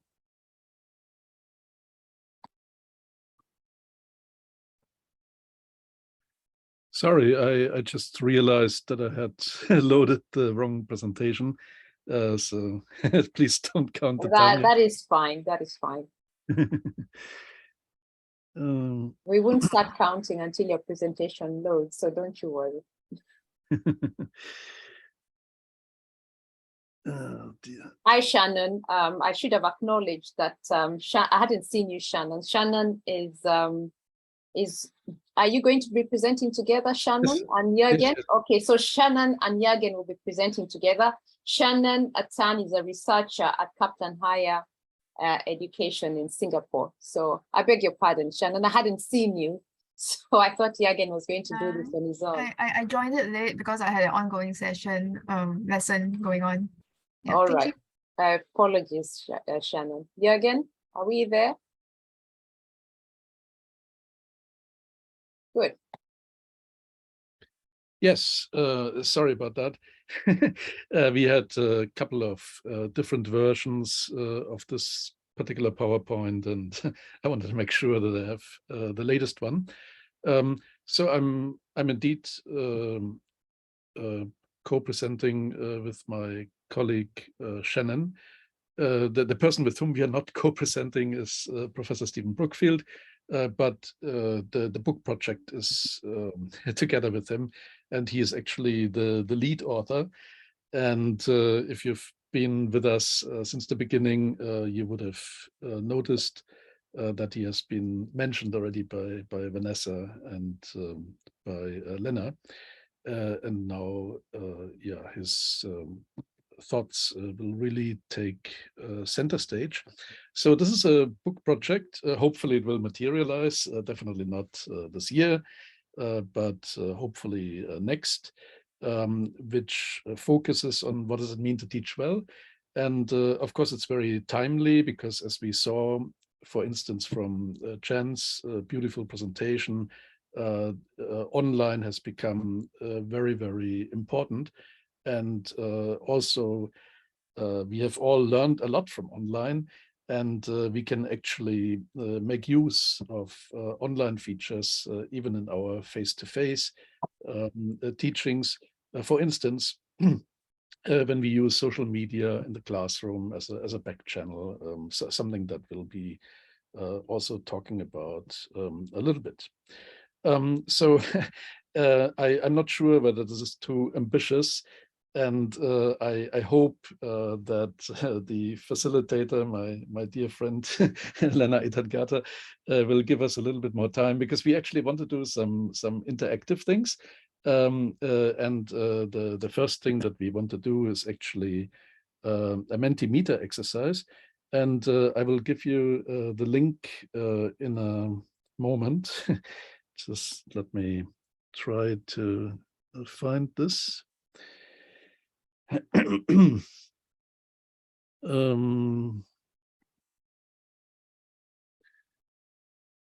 So the link is here, and you should be able to click on this link, and then you don't actually need a code. And let me also try to share this. Just a moment.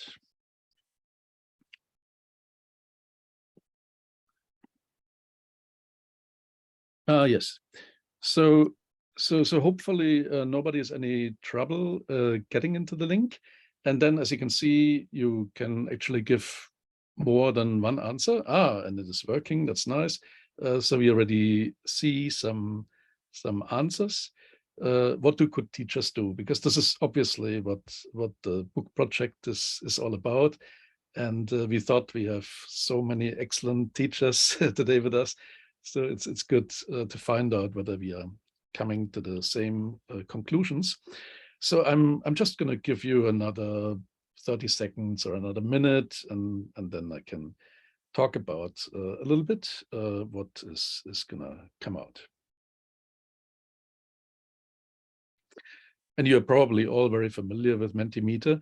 The larger something is, it means that more than one person has picked it. So Inspire is, for instance, something that seems to resonate with a couple of people. So very nice. Thank you so much for playing along. And while we are still getting some comments, inspiration is obviously something that is important to us. Completely agree. And communication, engaging, influencing, and supporting. There's also transmitting. That's quite interesting. And I would like to give you my personal perspective that actually all three authors share. We don't think that the lecture is something evil or something which belongs to another century. Actually, an interactive lecture is something important. And let me defend this a little bit more, because it sounds very reactionary, I know. But sometimes when you have, for instance, undergraduate students, they actually don't have knowledge about the topic. So it may not be such a great idea to go straight into discussion, where they don't have the knowledge. But what I completely support, and what all of us completely support, is of course that we need to have different mentalities. And here you can also see critical reflection. That's obviously one of Stephen's favorite topics. He wrote a book about becoming a critically reflective teacher. So thank you so much for being unsurprisingly fantastic participants. And now I'm gonna stop sharing this and I will go back to the PowerPoint. Just a moment. Yes, Shannon? No, nothing. Okay. So here you can see Stephen, and as I was already saying, the book is all about how can we be good teachers, and what are some of the things that it takes. And these are the tentative chapters. I mean, fairly confirmed. The draft is in an advanced stage, and you can see we obviously can't talk about all these things today in the very short time given, but there's a lot of practical advice. So very hands-on things that all of us can consider for our own classrooms. We also are saying context is extremely important, right? So your context may be dramatically different than my context or Shannon's context. And that is also something that you always need to factor in. And there's also a little bit of theory. So we also talk about democracy, and we talk about power. And then, of course, we also discuss that in the context of the classroom. So is this still me, Shannon?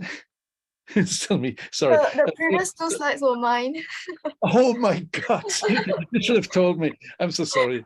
My deepest apologies. That happens when you do Mentimeter.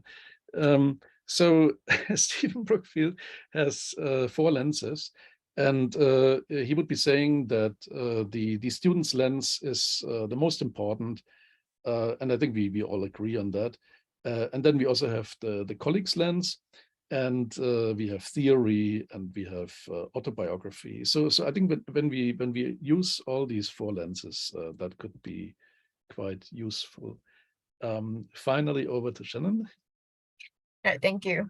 So this is actually the first chapter of our Teaching Well book.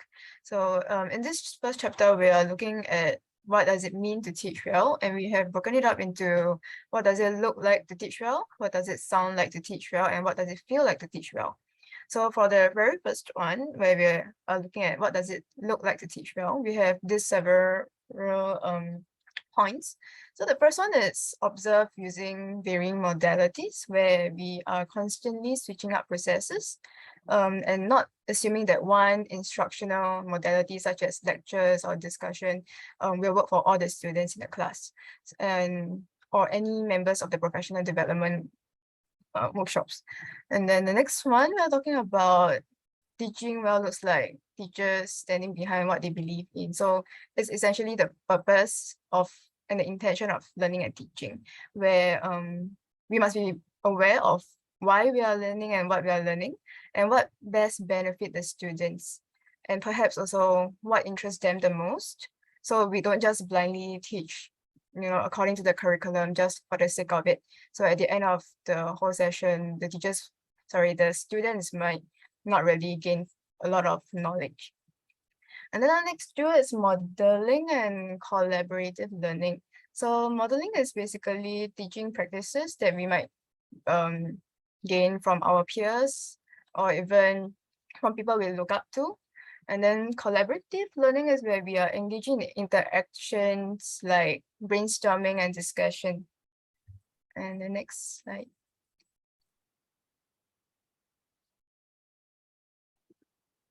Yep, thank you. So when it comes to what does it sound like to teach well, the first one is conversational and silence. So when it comes to conversational, it's like when there's a lot of discussion happening in the classroom, when everyone is chit-chatting, discussing. Whereas another instances where teaching might be going well is when there's silence happening. So when we're talking about silence here is where perhaps students are engaging in the thinking or the reflection processes, going through what had been went through throughout the entire lesson. And then the next one is asking and clarifying questions. So this one is a lot like, this one will link with the conversational part where we hear a lot of our students asking whether is it the right question or the wrong question, and also clarifications. And then the next one will be appropriate autobiography disclosure. So over here, the autobiographical disclosure is where we can actually try and connect and relate with our students and build a trusting relationship. So in a context like, for example, a first year class, where students don't know the teacher and vice versa, it is important early on to establish a supportive, authoritative, and become an authoritative ally. So this helps with students learning because then you are perceived as someone who is useful, and also helps the students to learn, develop, and grow in whatever skill acquisition or knowledge management that they are interested in. And finally, we are looking at invitation to critique. This is where we invite the students to give teachers feedback to better improve with the teaching practices, and also help the students actually even learn better according to their preferences. Next slide, please. Thank you. And finally, we are at what does it feel like to teach well? So when teachers feel confident is when learners are developing their skills, knowledge, understanding, and disposition that we are hoping that we can help them to acquire. And how do we observe this? Is actually from student data as well as feedback. So we are looking at continuous classroom research, which brings us back to the theme of the book, which is responsiveness. And then when it comes to student data and feedback, we are also looking at things like Slido, the critical incident questionnaire, which is going to be broadly spoken about in the entire book. But this whole entire section here, basically the central question is really, does this help to advance our students' understanding? And it really hovers around what we are doing, whatever we can to help our students learn. Thank you very much, Shannon. And again, my sincere apologies. I think Stephen Brookfield calls this a microaggression, you know, when you unintentionally actually don't let somebody speak. So I'm very embarrassed about that. So how do we do learning-centered teaching? We are actually differentiating the terms student-centered learning and learning-centered learning. I think learning-centered learning would encompass even more because we really try to get constant feedback by doing our classroom research during our classes, which also means that we don't need to wait for months and months till we get our student evaluations, because using things like Slido and the critical incident questionnaire that Shannon mentioned just now, which I can also show you in a couple of slides how that looks like. That really helps us. And we were also talking about that earlier during one of the presentations, to establish authenticity and credibility and trust. So here is the CIQ. It's not copyrighted or so everybody who wants to use it is extremely welcome to use it. And I also want to show you how I have been using it. I've been doing this since more than a year, and recently I figured out that Slido, which is one of those social media that you're probably quite familiar with, is actually for me the best way to use it. And as some of you know, I'm in Singapore, and so is Shannon, of course. It's not very easy actually in a Confucian cultural background, you know, to get students giving a lot of feedback, because I think many of them would also probably be quite worried, you know, what if the teacher doesn't like my feedback? There may be repercussions or penalties. And so it's very important that Slido is anonymous. And I tell this my students like a couple of times, it's anonymous. And then, of course, they really believe me. And one of the most amusing comments that I recently got was, oh no, a white old man. That was like the first reaction. But then thankfully, it turned out to be quite all right. So you can see this is just a small snippet from not a very large class of the comments. And then what I do is during the next session, I actually summarize it. And then I also say what I can do about it, if there's something that I can do about it. Back to Shannon. Thank you. All right, so in this portion, I would mostly talk about the sabotage impostorship as well as the importance of community. So sabotage is where our students are unwilling to take learning seriously. And so we are looking at clear cases of things like bullying, constant interruption of the lesson, or raising objections or any perspective randomly and just disrupting the class as a whole.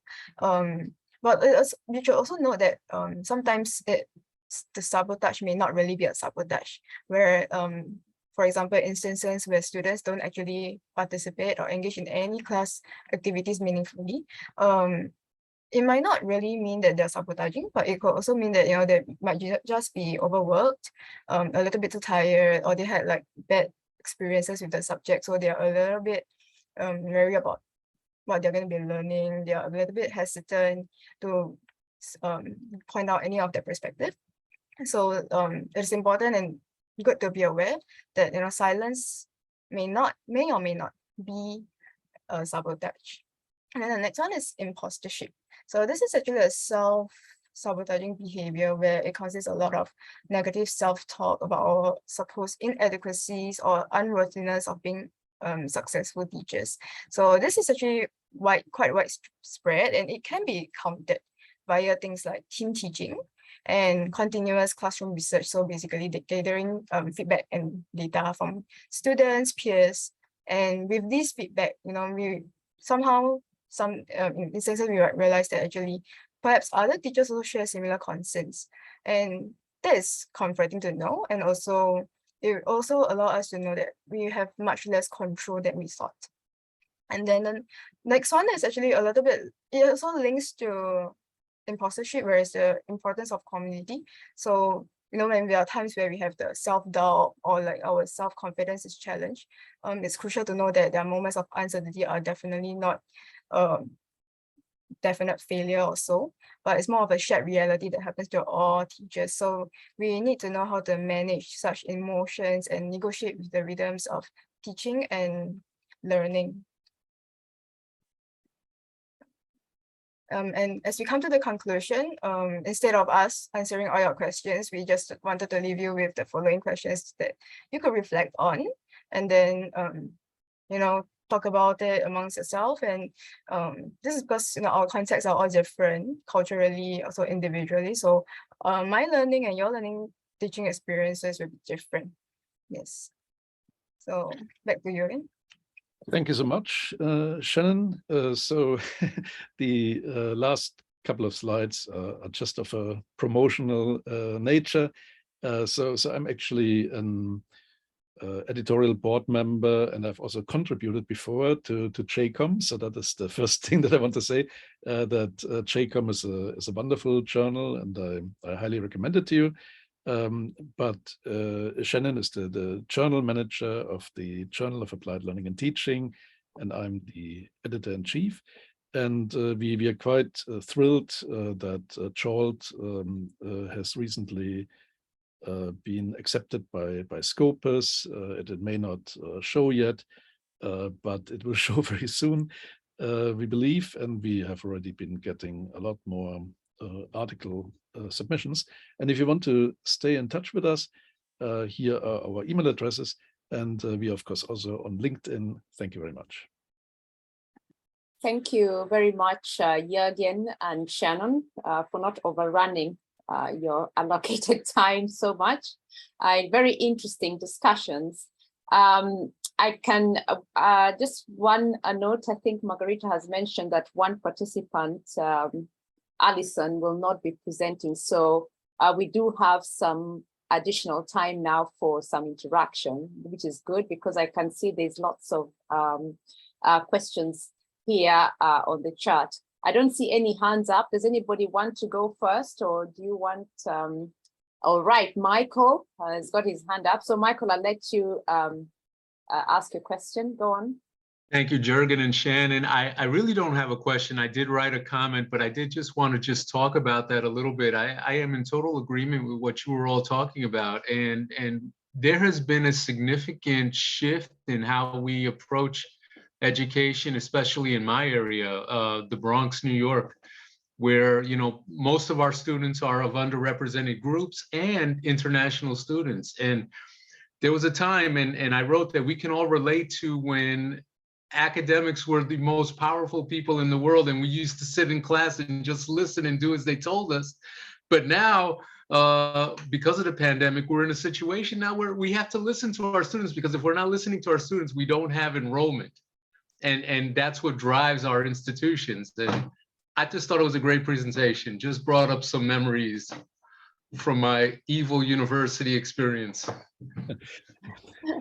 Thank you so much, Michael. If I may briefly comment on this, I think a lot of us have very bad experiences as students, and that's actually something that we also would have wanted to talk about, but we didn't have the time because we didn't want to overstay our welcome. But if I may just share my own example, in school, I had very bad experiences, and as a result, I didn't like school. And then you may be wondering, why did this guy become a teacher? Good question. I think one of the motivations is to be different, right? To make sure that at least my students have a very different experience, and I can't promise that it's always very fantastic, but we try, and we also try to reflect on it. So thank you very much, Michael. Thank you very much, Jürgen. I see Begum has got her hand up. Begum, would you like to take the floor? Thank you. Thank you very much. And thank you for the presentation. Shannon and Jürgen's presentations was very informative, like the previous ones, and very interesting. I have a question. Learner-centered teaching and teacher-centered teaching. I think there are two main concepts, right? And one is learner-centered teaching. So this is the student-centered teaching. So it takes into consideration the students' maybe feelings more.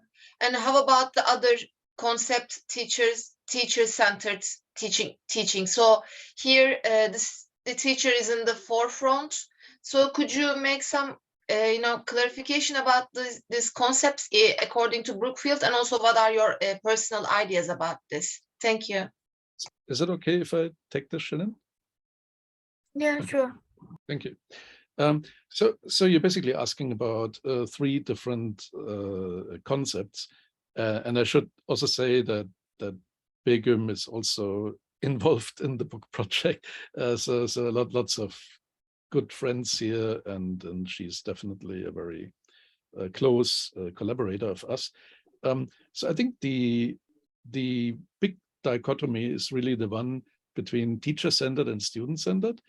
So teacher-centered focuses on what the teacher does, and we're not saying that this is like an absolutely horrible idea to focus on what the teacher does, but I think good teaching is about helping the students learn.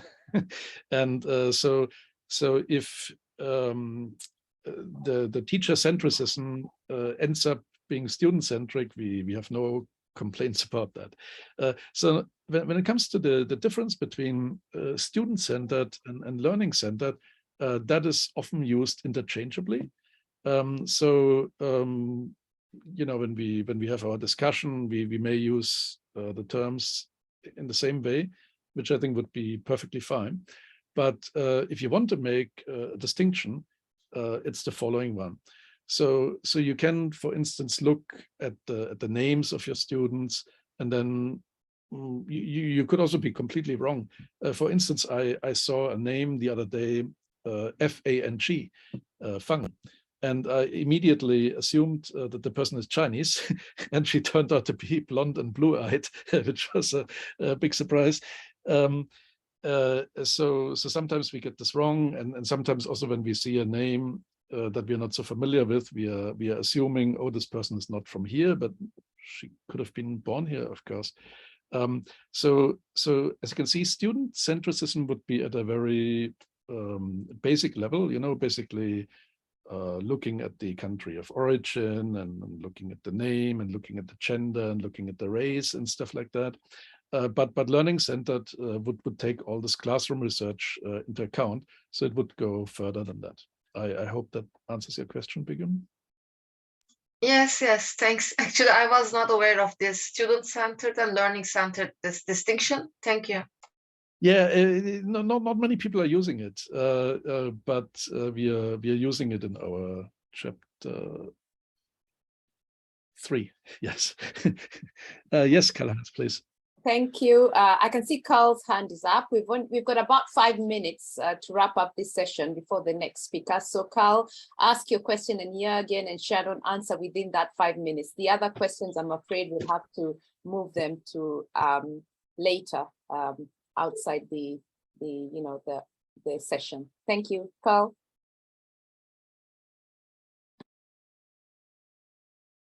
You're muted, Carl.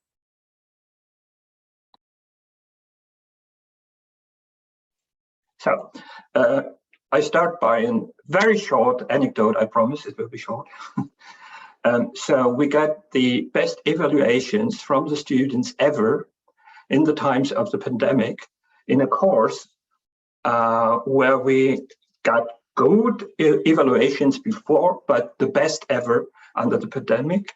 And we got the most answers from the students. It was 75%. Normally we are happy if we get 30%. Why?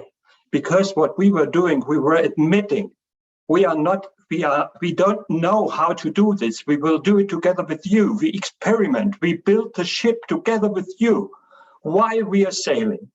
And I suppose this is what happened. And this wasn't a comment on what Jürgen said, take the students seriously, as the important, I use the word now, the most important stakeholder in our endeavor. So my question is very different. How did you, as a team for the book,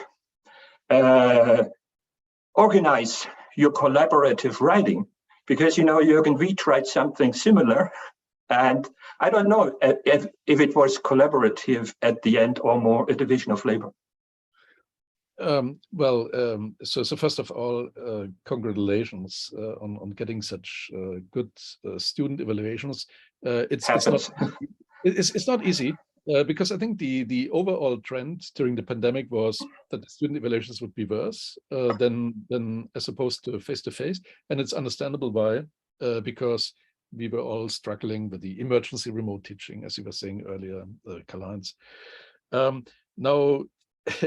There's quite a simple answer to your question when it comes how the collaborative writing is done, because we interviewed Stephen for 30 hours.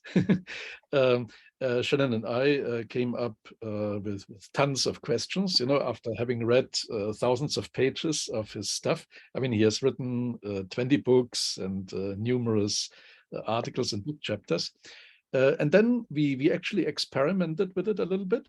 So we came up with a draft where there was a lot of V and so on. And then Stephen, who is a very democratic person, was kind of complaining a little bit. There's not enough of Shannon, there's not enough of Jürgen, you know, it's all Stephen. And then we decided actually to go back to the interview format. So this is our current plan, that it will be an interview book. And I think the beauty of interview books are that they're quite fun to read. So that's our solution. But I thought our collaboration, Karl-Heinz, with the article that Margarita was also referring to earlier, I think it's a beautiful article, and I still like it a lot. Thanks. Thank you very much, Jürgen and Karl, for that. We do have a couple of minutes. If anybody would like to ask a question before we move on to the next speaker or make a comment. We can move on, Lena. And we can move on, yeah. All right. So the next speaker is Begum Burak, who's an independent researcher and author, and also is on an editorial board member in and comes from Turkey. The topic is the teaching of nationalism and nation building in Turkey. So Begum, you have the floor. I'll hand over to you. Thank you. Thank you. First of all, before starting my presentation, I want to thank some people. First of all, I want to thank Margarita for this great events, the conferences. I also had the opportunity to join in previous years, last year or before, I guess. And also I want to thank Jürgen for making me part of this conference along with Margarita. And also I'm really excited about the book project of Stephen Brookfield. And also, yes, today's topic, today's presentation for me. Let me share my screen. And the teaching of nationalism and nation building. I had the opportunity to publish this paper in Journal of Applied Learning and Teaching last year, I think, and based on the comments of the referees and the editorial, feedbacks, and again, thanks Jürgen and Shannon for this. I just revised my paper and it's now online. I will also put the link in the chat box after completing my presentation. So this is the title. Yes. By the way, I'm not a very good person in preparing slides. I most of the time put the text, I think put much writing in the text. So of course, I'm not going to read all of it. I'll try to summarize. Content, aim, and scope of the study. First of all, I tried to analyze the history of Turkish national education in an brief way. Then I tried to make some theoretical presentations about nationalism, nation building, and the cultural aspect of state formation, and how this how education plays a role in the cultural aspect of nation building and state formation. And then I tried to analyze the Turkish case through some periods, like the multi-party politics and the military regimes and other important events. So my presentation will proceed in this way. Firstly, yes, I will put forward some theoretical discussions. I will talk about some important thinkers like Foucault and Gramsci, and because some of their works are really helpful in understanding the role of education in state building and also in governance. And here I make reference to a Turkish scholar, Umut Özkırımlı, and Özkırımlı's book is a really important book about the nationalism theories. According to Özkırımlı, nationalism can be defined as a particular way of interpreting the world, a frame of reference that helps us make sense of the reality that surrounds us. Also, this book can be seen as how can I say, as a combination of several theories. So it is an important book, as I said, so I used it. And also, yes, Ernest Renan is also a very distinguished scholar in nationalism studies, and he defines nationalism as a daily plebiscite. And there are some important forms of nationalism in the literature. Ethnic nationalism versus civic nationalism is an important distinction. Also, primordialism versus modernism or constructivism is another important debate in nationalism studies. And you can find more details in the article. The modernist scholars are important in trying to analyze the role of education in nation building, because according to the modernists, for example, Benedict Anderson argues that communications media is important in the spread of nationalism. Also, the development of modern bureaucratic state, according to Bruley, is important. And Eric Hobsbawm also sees the nations as a modern invention. So these are the modernist scholars. Unlike the primordialists, they see some tools like constructing the idea of nation, like education or communications. So state formation, from a cultural point of view, generally we think that the literature argues that state formation has a material aspect, like the military, the armament, the wars, and the military side of the state formation has always been used by many scholars. But in this study, I take into account the cultural point of view. For example, Pierre Bourdieu, an important sociologist, is really important in analyzing the state formation from a cultural perspective. According to Bourdieu, modern state is a symbolic accomplishment. So here culture plays a key role. Also, there is another person I want to make reference to, Patrick Carroll. Patrick Carroll's book, published in 2006, argued that scientific knowledge by British agents in the colonization of Ireland was important in the state-making process. So this also shed light on the cultural aspect of nation building. As I said, I was going to make reference to Gramsci. Gramsci's notion of hegemony is important because, according to this notion, masses or the societies cannot be ruled by coercion alone. So also there we need consent to effectively rule the masses. And of course, this ruling the masses thing is also really important in nation building. So this hegemony can be provided while education, the shaping the masses, I can say. Also, Foucault's notion of governmentality is important. He sees the state as an apparatus encouraging populations to be socially and economically productive. So here again, schools are important. Also, according to Foucault, prisons and other, there are other some institutions for such term, for understanding this term. I want to be very quick. Althusser also is important, and let me jump a little bit. Yes, in the early Republican era, nationalism education was generally used as a tool to shape the identity of the masses and to help masses internalize the concept of national identity. So some books like Civic Knowledge were used in the primary education, for example. And Füsun Üstel, an important Turkish scholar, studied this in the late Ottoman times and in the early Republican years, how the acceptable citizen has been formed through textbooks. And in the early Republican years, Atatürk was one of the leaders, and also İsmet İnönü was leader after the death of Atatürk. In İnönü's term, Arabic works were not allowed and Western works were promoted.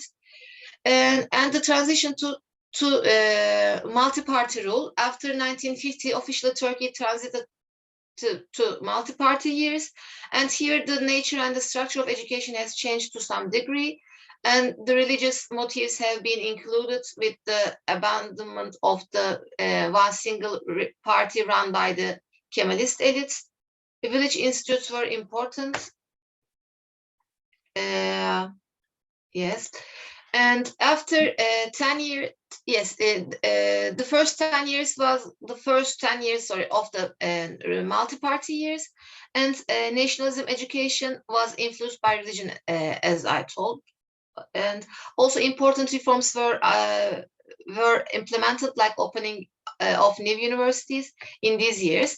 Then there was a military regime, the first fully fledged military coup in Turkey's history in 1960. And after this military regime, a new constitution was drafted and some important revisions were seen in educational field.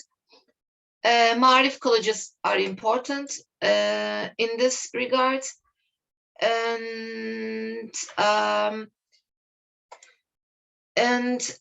Yes, this 20 years can be seen during the military regimes, because also in 1971 there was a military ultimatum given to the government, and then again in 1980 there was a military coup in Turkey. So what happened after 1980? So the post-1980 period is also important, because after this military coup, a neoliberal government has started to rule the country, along with Margaret Thatcher in UK and Reagan in United States. Özal was like the leading figure in privatization. This also reflected on the educational sector, and private schools were opened.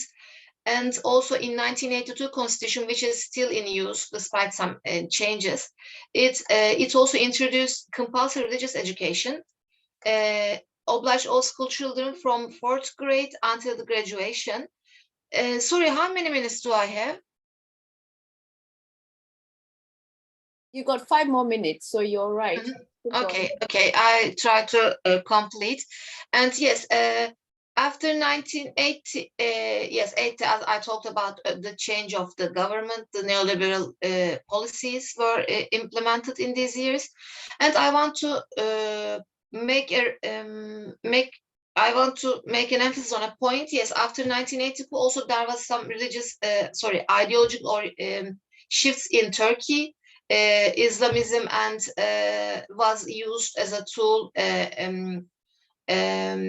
because in these years there was the Cold War years, and so communism was seen as a threat by the state elites in Turkey, and this also reflected on the curricula and other textbooks, I can say. And the final period is the Justice and Development Party years. Erdogan has been ruling the country for more than 2 decades.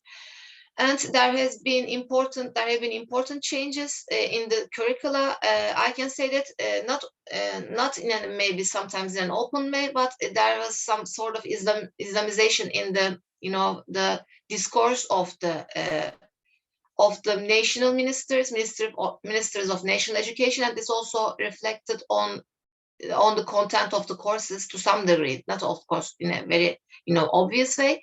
For example, andımız, our oath was abolished, and our oath was like appraising the Turkish identity. Some people argued that this is like a racist thing, or the students are required to read every day. So it was abolished, but this was not welcomed by the Kemalist circles. So yes, values education is an important term in these years. It's not related directly with the nationalism education, but in terms of showing the change in the educational mentality, this is important. Also, the military coup attempt in 2000 which happened in 2016 was followed by a state of emergency, and also this coup attempt changed the rhetoric. Kandiyoti and Emanet, these are the surnames of the scholars, and their work is in English. They say that this was, presented as a foundational event, and the new Turkey rhetoric also, yes, it refers to some changes in education, and of course, as concluding remarks, I can say that mass education from the very early days has been used as a tool to reproduce the dominant ideology. In the Kemalist years, this was used to promote Kemalism. At the moment, it is used to promote the ideology of the ruling elites. And I want to thank you very much for the opportunity. Thanks. Very much, Begum. Interesting thoughts there on nationalism, the teaching of nationalism in Turkey. I can see there's there's a hand raised. So Fatimi, would you like to take the floor and ask your question, please? Sure. Thank you very much, Begum, for the presentation. I thought it was really interesting in how you unraveled the historical events with nationalism in Turkey. I had two questions in relation to what you said, which are more related to the beginning of your presentation. To start with a comment, I find it quite a paradox personally when you talk about the rise of nationalism in relation to industrialization and communication media. In my view, it should be the opposite. What is your view on that? I would like to, maybe if you could comment. And then my second question is related to Bourdieu.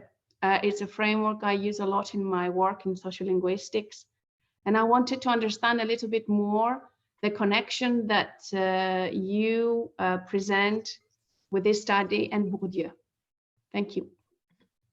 Thanks. Actually, I think that media plays an important role in the reproduction of the dominant ideologies. So, for example, if the ruling elites promote statist or ultranationalist discourse while ruling the states, I mean the nation, let's say, and this also reflects to the content the channels are showing. I mean the TV shows, even in Turkey, even the soap operas. I mean the TV series. There are some TV series dealing with the Ottoman past, like Diriliş Ertuğrul or some other news series. They are displayed in a state channel, TRT, Turkish Radio and Television Institution. So this is a public channel, and I think I agree with the scholars who see the role of communication tools as important stimulator of as a promoter of nationalist ideology, because most of the time I think the masses, so they are not, most of the time I think the masses are not very educated. I mean, so they just get influenced by what they see on social media or on the mainstream media like TVs or radio shows, and I think their mentality has been shaped to some degree by these shows. So am I able to understand the question in a proper way? I don't know, but sure. It's just it has because you're referring still within the national borders, and that's how this can apply. And I agree with you on that. I was more thinking more, in terms of concepts beyond borders. But yes, no, that's fine. Thank you. And then maybe the Bourdieu relation to your study. Yes, actually, I didn't make very extensive reading about Bourdieu, but I familiarized myself with some of his concepts like habitus. Also, habitus also, I think, is an important concept while trying to understand how education can shape the identity of the masses. And symbolic accomplishments. So Bourdieu, I think, also takes into account the cultural aspect of the state.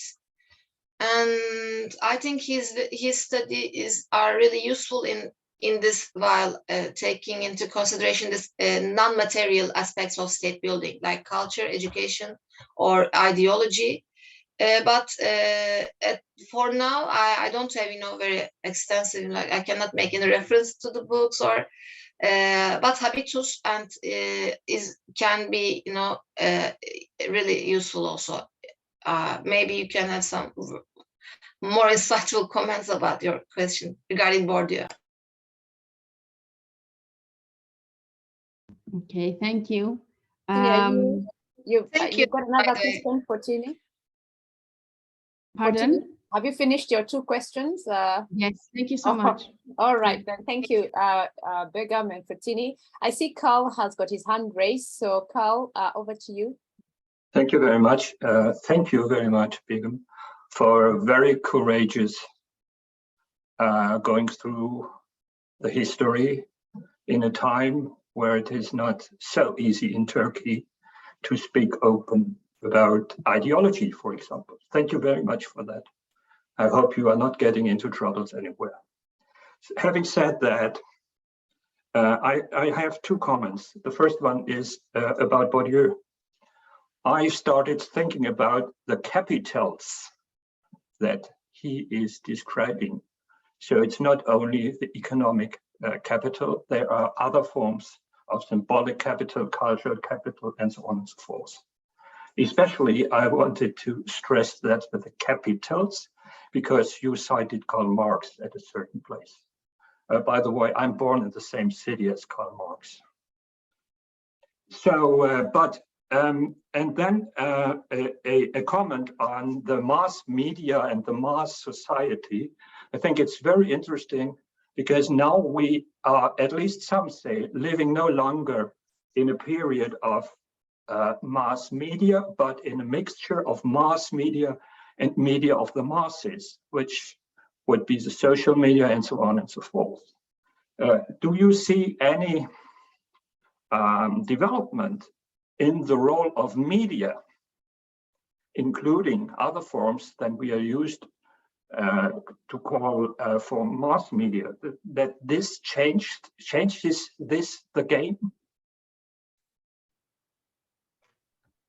Did this change the game?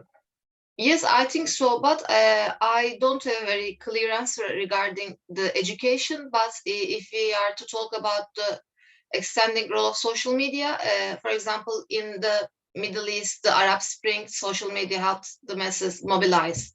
Also in Turkey in 2013, the Gezi Park protests, the protesters used Twitter, to mobilize and to make the protest more widespread. So I think, yes, social media has the development of social media, yes, of course, has a critical role, but in terms of education, I still think that social media does not this big impact as the mainstream media has, because I think social media, yes, everyone has the reach to the smartphones. Many people use social networks, but I think it's not really as effective as the TVs, which shape the mentality and the subconscious of the masses. Because when I say masses, I mean that they are not, very highly educated, and then they don't criticize anything. They just consume, and somehow in the course of time they internalize something. And here in Turkish there is a word called aptal kutusu, but in English it means a stupid box. So the TV refers to this stupid box. People just watch the TV, and after some time, like stupid people, we just get everything from the TV without questioning. So I think still TV and this newspaper is important in the internalization of ideologies rather than social media. I don't know if maybe I couldn't make it to the point, but thank you for the great question. Carl, you're on mute.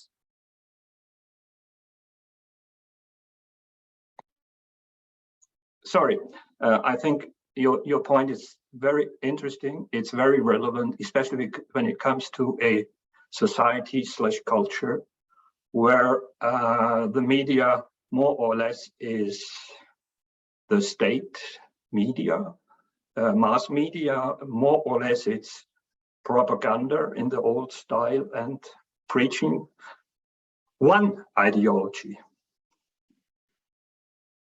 So yeah, I think you are right in this case. In other countries, it could be different, or in other cultures, or in other nation states. That's the unit you focus on. Thank you. Thank you. Thank you very much, Carl. And also just to echo his message there, I hope that your outspoken stance and research doesn't get you into any trouble. I too come from a country where we had opinions are sometimes not well acceptable when it comes to some governments. But if anybody has any other question, I don't see anything on the chat there.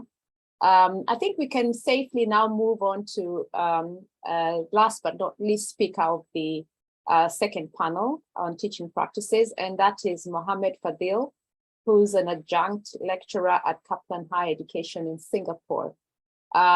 So Mohammed, your topic is about appreciative inquiry, a research methodology. So over to you, and you got 15 minutes for the presentation. Thank you very much. Thank you very much for the introduction, Lina.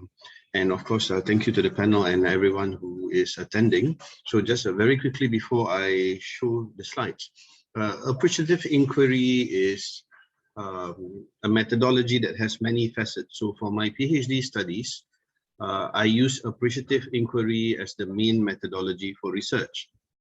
However, I ought to highlight that appreciative inquiry is also used as an organizational development tool.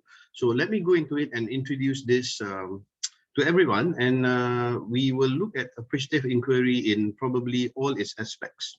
I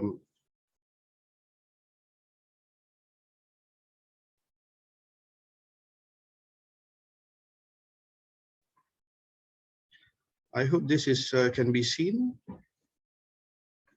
So I'm approaching appreciative inquiry as a methodology and also as an organizational development tool. So what we're going to do is we're going to introduce what is appreciative inquiry, look at how it is applied, and we will have some questions that I use in a workshop. So it's more of a workshop, a mini workshop to get everyone to reflect, and then we can have perhaps a bit of a discussion at the end. So appreciative inquiry made up of two words, appreciate, which is to admire greatly, to have gratitude and to recognize positive aspects of a system, and inquiry to investigate. So it's a combination of two words. So before I go on, appreciative inquiry has backgrounds in positive psychology. So the first thing is, if we look at many organizations around the world, it's always a problem. So it's not always, it's usually a problem-solving approach. And we tend to look at what's wrong in our lives. We tend to look at what's wrong in the organization, in our processes, in our practices. We rarely stop and reflect on what's going right and what's going well. It's usually about what's going wrong, and then, you know, things, alarm bells, and it gets our attention. So appreciative inquiry appeared in 1980 in a PhD project by Professor David Cooper Ryder in his PhD thesis. It is a collaborative strengths-based approach into human systems and organizations. It is both a theory, it is a method, and it is also a transformative instrument. So it has a few applications. So the appreciative inquiry model is a key positive organizational approach that has been used to conduct organizational transformation in British Airways, in NASA, in British Petroleum as well, in a few organizations, including some in Singapore. So it is, as mentioned, it is a strength-based approach in many human systems. To make it, to put it in very, very simple terms, something that I didn't reflect on, and when I read that example, it occurred to me. If we look at a plant in a field, the plant will go in the direction of sunlight. It will grow and move towards sunlight. The conditions may be harsh. There may be storms. The soil may not be absolutely full of nutrients. No one may water the plant. The plant may have to depend on the occasional rain and dew, but it will grow in the direction of sunlight. That's something that we can reflect on. What direction do organizations or do we grow? So this is a methodology relevant for our lives, relevant for our families, relevant for our institutions. So the term appreciative inquiry is used to refer both to the principles and values in appreciative inquiry and also to the methodology. So it is both a philosophy, it is also a theory and a method that we could apply, which we are coming to. So if we look at this, normally, and I'm not saying it's wrong, it's just a comparison, we identify problems, right? We analyze the causes of problems, and then we put what are the possible alternatives or solutions? What's our plan of actions? And we look at organizations as problem to be solved. Again, I must highlight it's not wrong to do this. It's just a paradigm. However, for appreciative inquiry, the paradigm changes. We appreciate the best of what is. We envision. So these are the words, right? We dialogue with stakeholders. We dialogue with people around us. What should be? What would we want the organization to be like? What is our sunlight? So if we are a plant, an organism, which direction do we grow towards? So dialoguing, what should be? Innovating what will be. Envisioning. So organizations are mysteries to be embraced. So that's based on positive psychology. Now, a lot at this point, I have had a lot of people come to me and say, yeah, Fadil, this is very interesting. It's good. I like it. But will it really work? Are we sweeping the problem under the carpet? So that I always get that lot.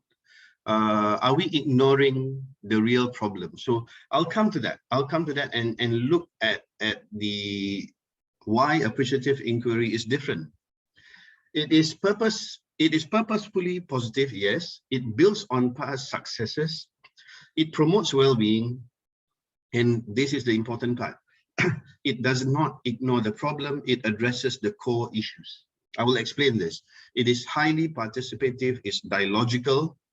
It nurtures an inner dialogue, simulates vision and creativity, and accelerates positive change. So the first thing about appreciative inquiry, it involves everyone. It involves the directors, the principal. Let's say if we talk about an institution, the teachers, the students, the janitors, the wonderful people working in the canteen.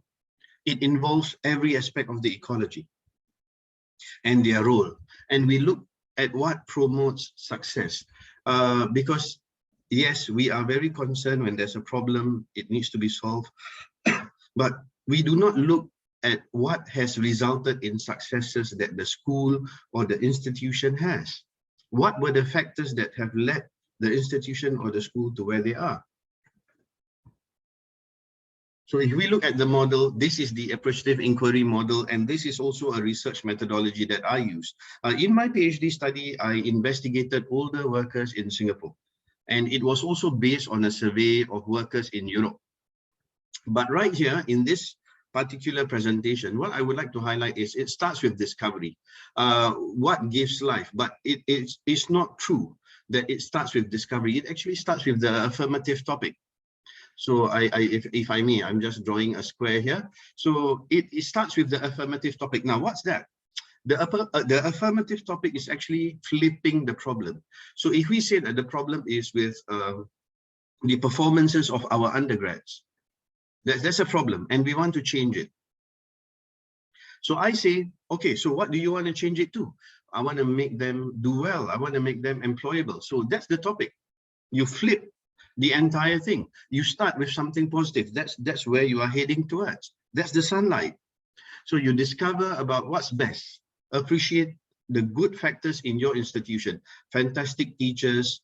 Maybe we have some funding problems, for example, but we have fantastic teachers, very dedicated teachers, very dedicated staff. Support system is good. We may not have all the resources. Okay, that's great. So we interview everyone, we interview all the stakeholders, and get everyone to stay positive, to be positive, to feel positive, that they have actually achieved something and they are actually contributing something to the school. The school is a strength. And then we dream, what do we want to envision? Great results, better performing undergrads, employable undergrads. And then we go to the next step, which is, it could take a few days to do this, or perhaps months. And then we get all the stakeholders. And normally to do this, we use focus group discussions. Why? Because it's going to be uncomfortable, but it's going to be a great thing if everyone gets involved. We get the directors, we get the principals together with even the parents and the students into focus group discussions. We are not keeping management as management. All the stakeholders will be mixed up and will design, co-construct the dream. Because everyone is a whole ecology. We are evolving the entire school ecology. And then the last bit is destiny. Now that we have the design, we are going to achieve this by having these policies, or by shaping the policies in a certain way, changing certain things in a certain way. How are we going to do that? Who will be responsible? How do we empower people to allow them to engender, to create this change? So the first step is the affirmative topic. As I was saying, what is the life-giving story? We want, for example, we want our undergraduates to perform, to be employable. And we say that human systems grow in the directions they inquire. So we want graduates to perform, undergrads to perform, to be employable, or we want teachers to be happy. We want teachers to have better well-being, and so on. So affirmative topic choices encourage people to select topics they want to see grow and flourish in their organizations. We do not want to be normal, we want to flourish. So if we look at a continuum, at a scale, we have really the worst end is languishing, and then probably in the middle we have normal, but we want the other end, the top end, which is to flourish. So this is the 4D cycle, or some say it's a 5D cycle. So for example, these are just some examples very quickly. If we look at the problem statement, a lot of customer complaints, you flip it and you say, how do we delight the customer? If we have a staff morale which is very low, very poor, how do we then work in a place where everyone's like family, everyone's excited to come to work, everyone's energized? Or if there are reports of school bullying, how do we promote harmony among our school children and employees? And for example, to move on quickly, poor quality products. We would like our product to be of world standard. We would like people to say that our product is assured, the quality is assured, right? And so we go to the first phase. These are just some sample reflection questions. Probably in the interest of time, I wish I could get everyone to be involved, but in the interest of time, I'll just run through very quickly. So if we look at the discovery, I can make the slides available. So if we look at discovery, we look at what works. We rediscover the strength of the organization and periods of excellence.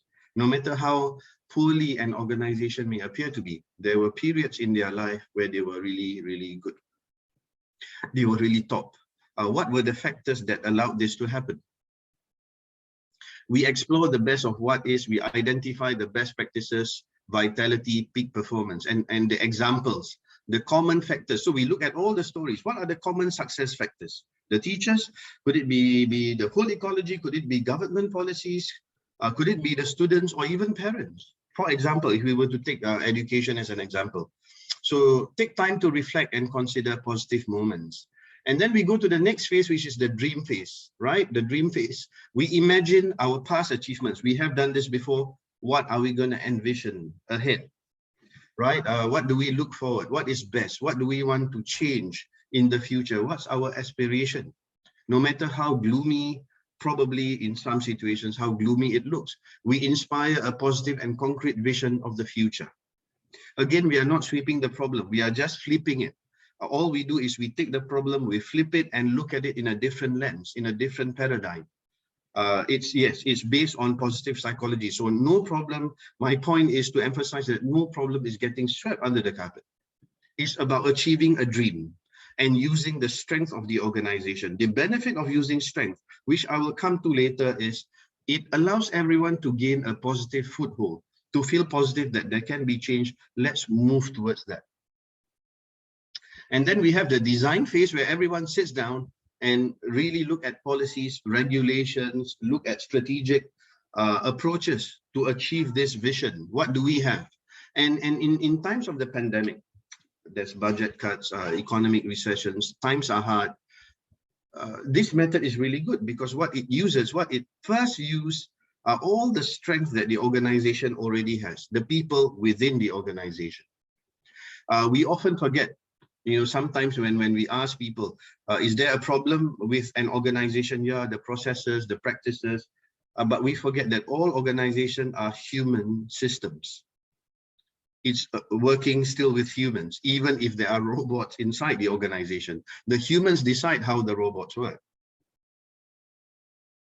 So let's design. We bring together stories from discovery, imagination from creativity. So the strength that we have and the dream, how can we achieve using those strengths?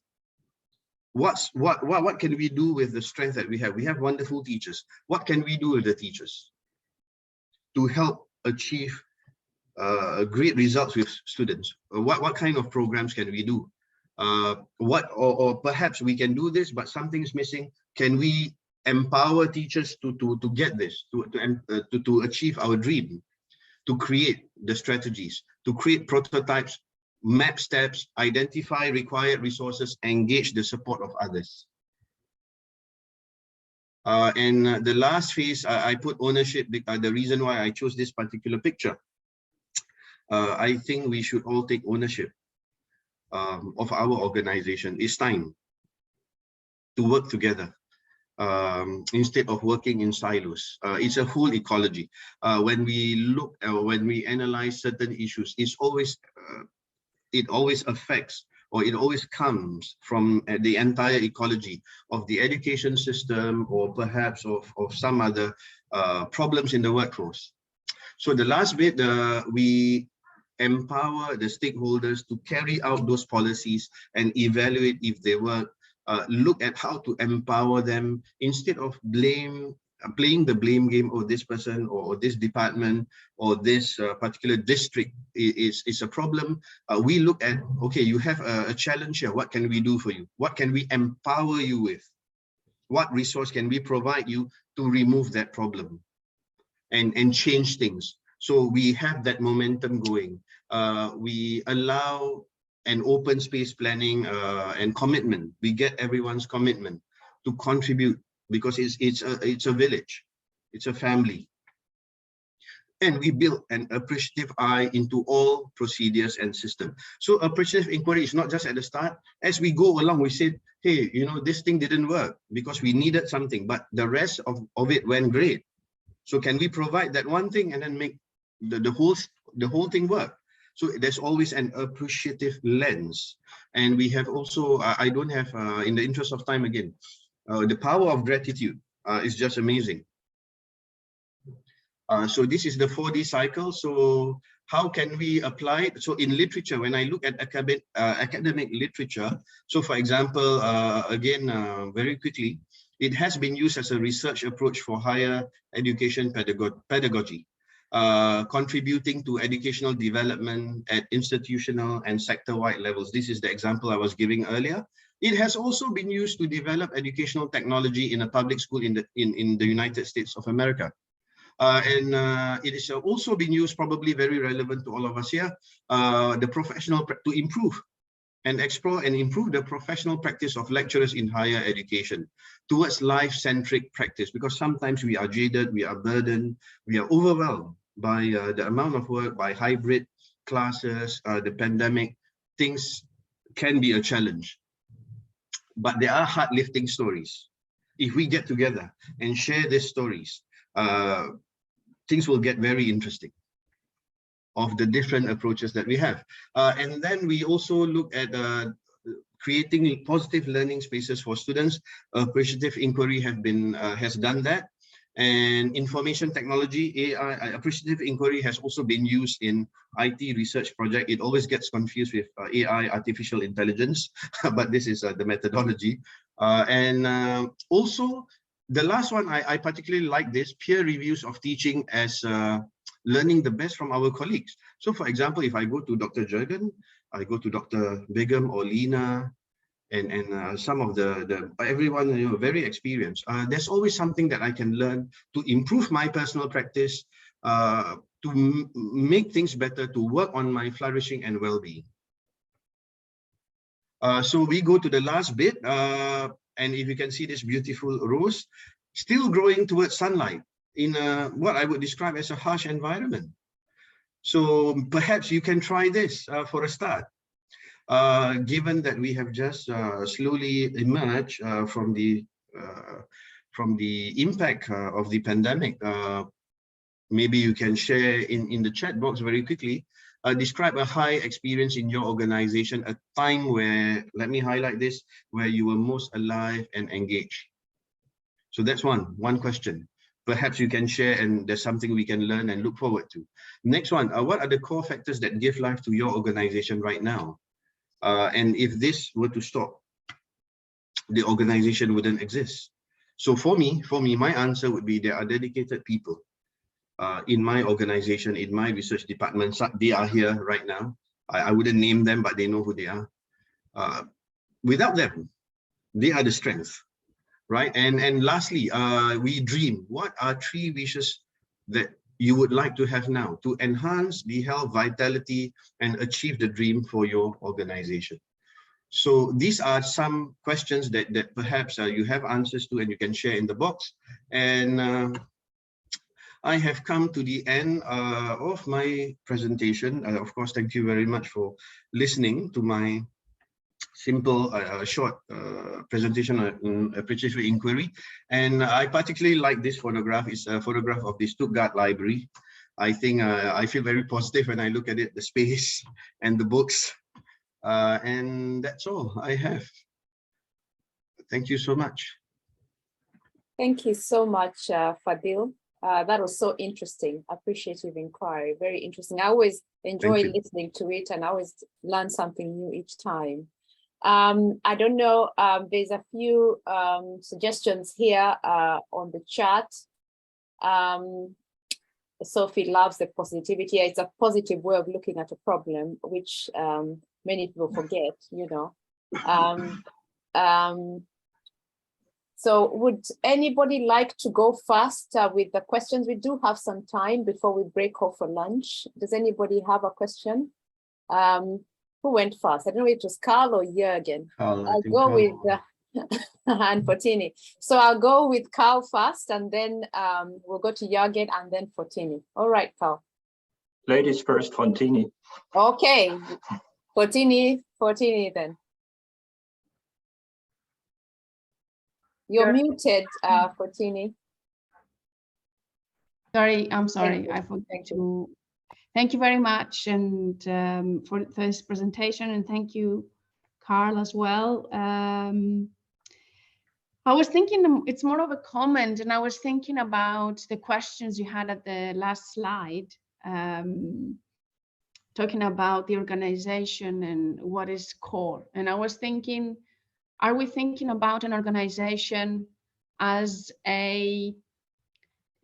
what are the factors that make up an organization? Organization for me, it's not an abstract concept. This is an organization and we are detached from it. I think what for me it's core is actually people. The people make up the life in the organization. Otherwise, there wouldn't be an organization to start with. It's just sometimes I find that we detach this idea of this is an organization and we keep ourselves out of it. But without us, it wouldn't be alive, that organization. It wouldn't function properly. So I would say for me, the core element is people. Thank you. Thank you, Fotini. And with that, I share the same sentiment that we say that humans, people give life to the organization. The core factors, for example, if I were to look at our research department in Kaplan, yeah, the people are here right now, and they are the strength of that department. And human systems, if as a collective, they will grow in the direction that they want to grow. It is positive. I think, thank you so much for the positivity. But what I would like to highlight is because sometimes people, there are other audiences who misunderstand that positivity is just blindsiding the problem. No, it's not. Definitely not. So thank you so much, Fotini, and maybe Alina, Carl, or I don't know, Jürgen. I think Carl will go Okay. for Athenia again. Yeah, and I actually want to elaborate a little bit on Fotini. Elaborate and maybe take another very important constituent in. This is communication. So because the people, whoever it is, in different roles and different situations and different functions in the hierarchy, not only the people, but their interaction, and part of the interaction is communication, makes, in my humble opinion, an organization. So there is actually an approach, maybe a paradigm, talking about communication constitutes organization, but it's also the other way around. Organizations constitute communication, in my opinion. And here comes sense making and all that stuff into it, which bridges the people to their interaction, to their communication, to the way the organization could walk. There are, of course, other factors. So, I would say that maybe, Mohammed, you can elaborate a little bit on that, the role of communication for the organization. And when we look at, there are different voices, you will also have the so-called problems, which is a misunderstanding of the term problem, in that it is negative, as you already have criticized. But problem is also an intellectual problem. We have not enough knowledge about something, for example. That is also a problem. We have not much knowledge. Why is it working very well, for example? So maybe it's not deficit versus strength or positive. There's also a position of difference. And this idea comes actually from sociolinguistics, where we have the idea of differences in, let's say, sociolects, but they all function in their context. So it's difference, it's not deficit. So maybe that could help to convince some people that it is not only dreaming. I like dreaming, by the way. Thank you, Carl. I think that's really a very insightful reflection. So the first thing is, I fully agree. It makes absolute sense. It's all about communications. And if we look at certain words that we were using earlier in the discovery phase and the dream phase, when we dream of something realistic. And the word I use, the word we use in AI or appreciative inquiry is dialogic. So we have dialogues. If we were to really go deep into looking at dialogues, I think you use another brilliant term, which I did some research work in it, is organizational sense making. So for organizational to make sense, they have to avoid using recitation scripts, meaning there's a power gradient between the teacher and the student, between the director and the lower levels, or shall we say, of the hierarchy. So if we have a dialogue, we sit as equals and approach things very differently. So the vision has to be a shared vision of everyone. Now, this I admit can be a challenge, as you have rightly mentioned.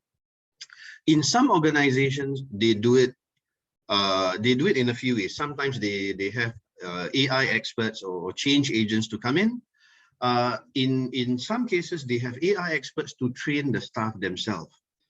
And where even the lower members of the hierarchy can interview the higher members, the management, where the question sometimes makes the management reflect. So yeah, definitely communications is key, where to allow dialogues to happen in a safe and secure environment without repercussions. Because sometimes, you know, for example, for me as an ordinary small little tiny teacher and researcher, I'm afraid of what will happen if I question too much. So there has to be a safe and secure environment because of the shared vision. Unfortunately, I also agree that in our current world, it is quite unfortunate that most of the vision are top down. So the vision of it's not, I think Margarita mentioned this word, co-creation. Knowledge is no longer co-created. It's a recitation script that the teacher says, okay, why do we do this? No, we do it because it's this, and yeah. Therefore, I think yes, this methodology, it will work. However, to make it work, it's certainly not that simple, given the legacies that have been cemented and hardened in many organizations in our world right now. It might take a little bit of time to actually get the buy-in of appreciative inquiry. There are real life stories where it worked, where people thought, people gave up. In British Airways, for example, with their baggage handling system. So they had a whole day of negativity and complaint. And then the second day, they start to envision, oh, this actually went right. You know, everything went wrong. 9 out of 10 went wrong, but one thing went right. Then the other person says, yeah, you're right. This thing went right. And then the other person said, yeah. So, however, yes, people need to have, I fully agree with you, Carl. People need to have a safe, the stakeholders, everyone from the top of the hierarchy to the bottom, they need to have a safe and secure environment to do this. Mohammed, you might want to look into the chat. I gave you a link to Democratic Garage, where they try something like future workshops in thank you. In the civil society. I saw it. Thank you so much for that. Really appreciate it, because I'm involved in appreciative inquiry research and also sense-making research. And right now, I think Margarita was mentioning co-creation. So it involves pedagogical practices in the future. I think moving forward in the future, post-pandemic, how do we recover? We need to move in the right direction without being, shall we say, pulled back by challenges, because challenges and problems, they're always going to be there. Thank you, Carl. Thank you so much for the links as well. I've gotten it down and bookmarked. Thank you very much, Carl and Mohammed, for that detailed response. Jürgen, I didn't ignore you. I know you still got your question. I know you have also put something down there in the chat. So I'll give you an opportunity now to ask it. Well, first of all, thank you so much to my dear friend Fadil for his excellent presentation, as usual.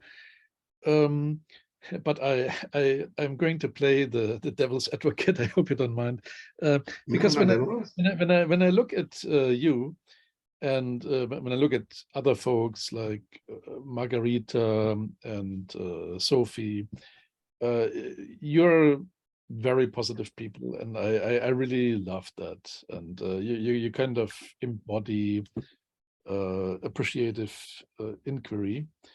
But I think there are lots of contexts where this may not work all that well. And maybe I'm thinking of some extreme examples. So remember Gandhi, right? I mean, his satyagraha, his protest against the British colonials worked quite well. I mean, at a lot of human cost.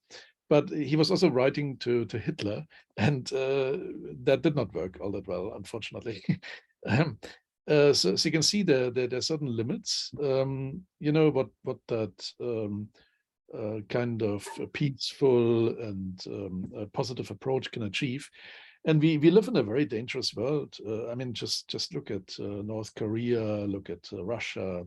I mean, the list goes on, right? We don't need to mention all the countries that are kind of led by evil people. I mean, to put it very blatantly. So, I mean, if in such situations we are still adopting such an approach, aren't we defending the undefendable? Yes, wow, that's a very deep question. It's very loaded. Sorry about that. Yeah, no problem.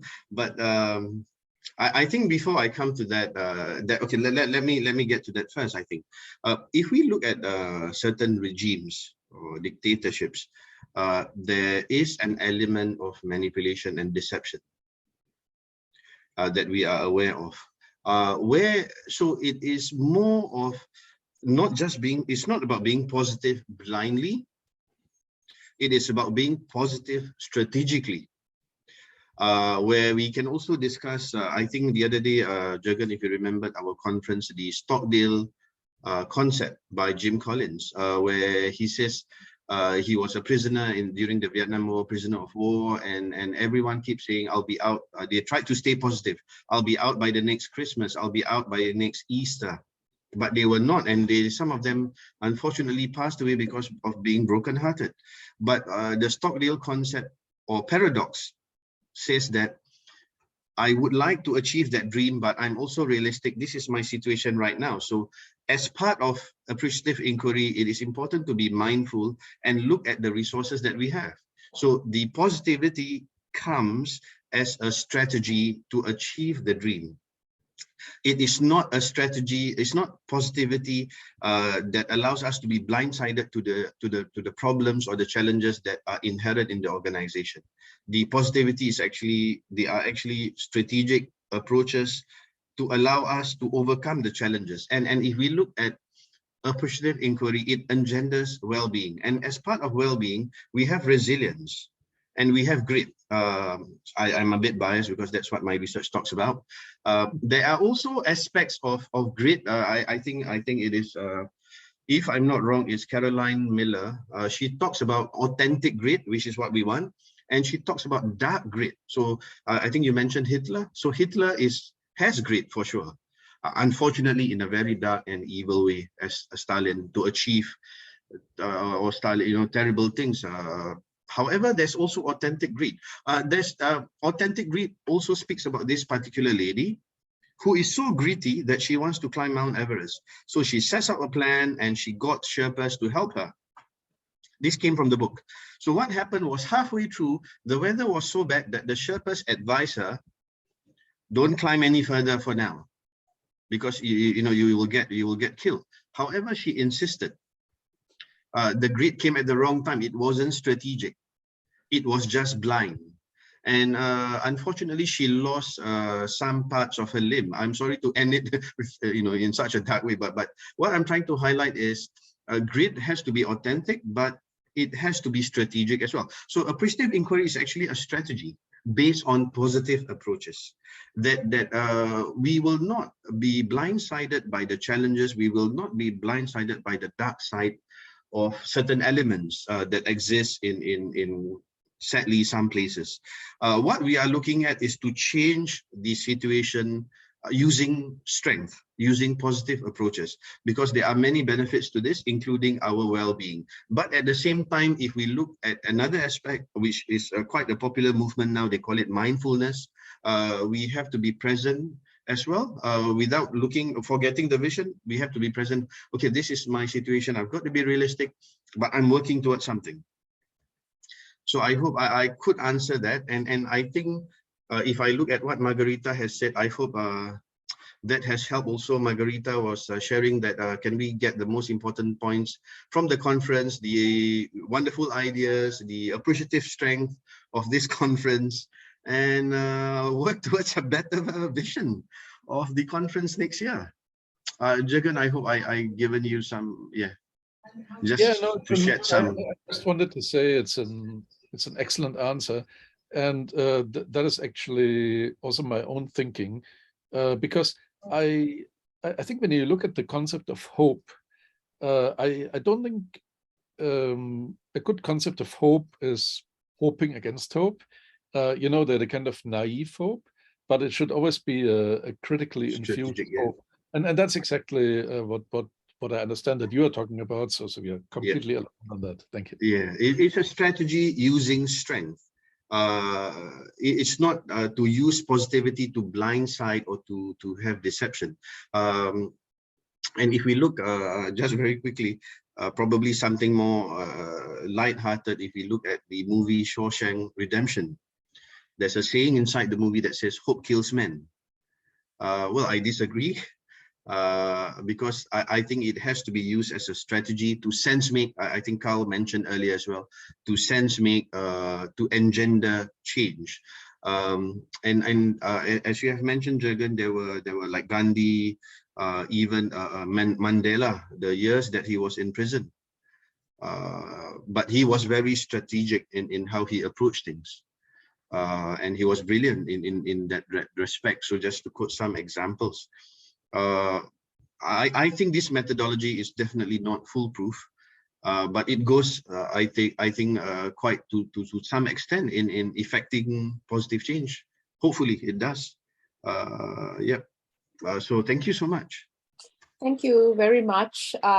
We have sort of exceeded. We're going into a lunch break now. We only had 30 minutes of lunch, so now you have 27. I apologize. That's all right. I'll like to close the session now, and hopefully we can come back in UK time 1 p.m., Greece time 3 p.m. Yes, is that correct, Margarita? Yes, 3 p.m. With 2 wonderful workshops that have to do with our workshop series qualities we should aspire as academics. So Sofia Karanikolas will speak about effectiveness and self-reflection, a framework towards becoming more effective teacher and academic. So I highly recommend for everybody to assist. And then published on Paris Foundation Concept and Practical Techniques, led by Jürgen Rudolph from Singapore. And I will put the link again of the self-paced seminary. Honorary Professor Robert Bond will not be with us, but he might reply to any questions along with Professor Rudolph at the end of the seminary. Thank you all. It's so difficult to try to stop educators highly passionate and speaking about such and so interesting themes. Let's take a break of about 25 minutes, and we will be back again with wonderful and sharing knowledge workshops.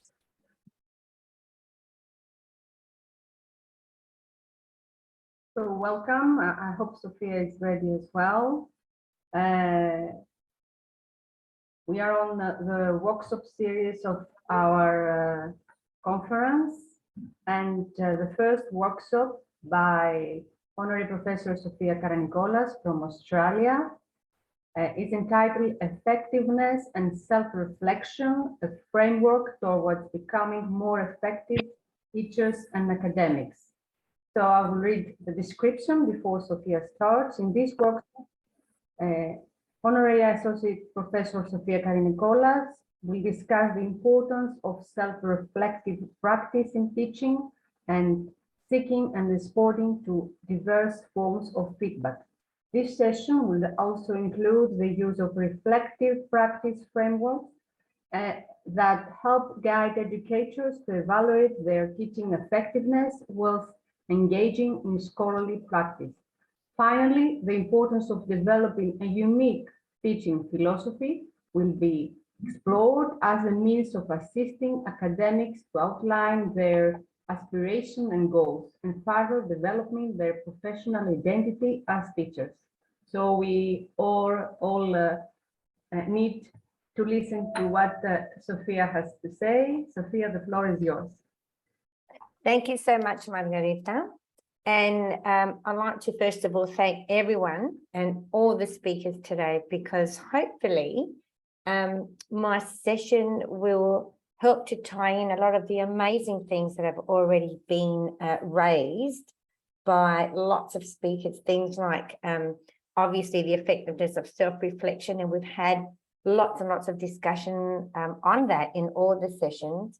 But we've already covered Brookfield's lenses. I've got our Brookfield lenses experts in the team, the affirmative inquiry, the student voice. So there's lots and lots of concepts that have been already covered this morning that hopefully will help to tie this presentation together. And Margarita, I have 1 hour, don't I? Yeah, okay. So maybe if we don't get to the teaching philosophy part, we can continue that at a post workshop, because putting this together, I realized I was a little bit ambitious when I first started off, but let's progress and see how we go. So I thought we would really focus on reflective practice in learning and teaching. And I've chosen 2 of my favourite frameworks, one that's been developed by one of the Australian universities here by James Cook, and they refer to it as the 4 quadrants framework of self-reflection. Now that's very much based on Brookfield's lenses, but I love the spin that they've put on their 4 quadrants that sort of make it a very usable framework. And finally, I'd like to think about the Kirkpatrick model of evaluating learning and teaching. And I'm just going to go through a very, just an example of how I've used Kirkpatrick's model of evaluating learning and teaching interventions.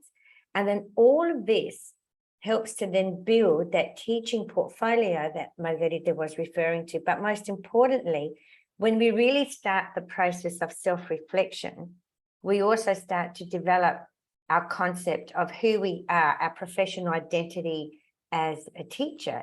Because as you know, most of us also are discipline experts in our own fields. Like for instance, I'm in dentistry and oral health, and that's one of my disciplines. But I think education is also a really important discipline.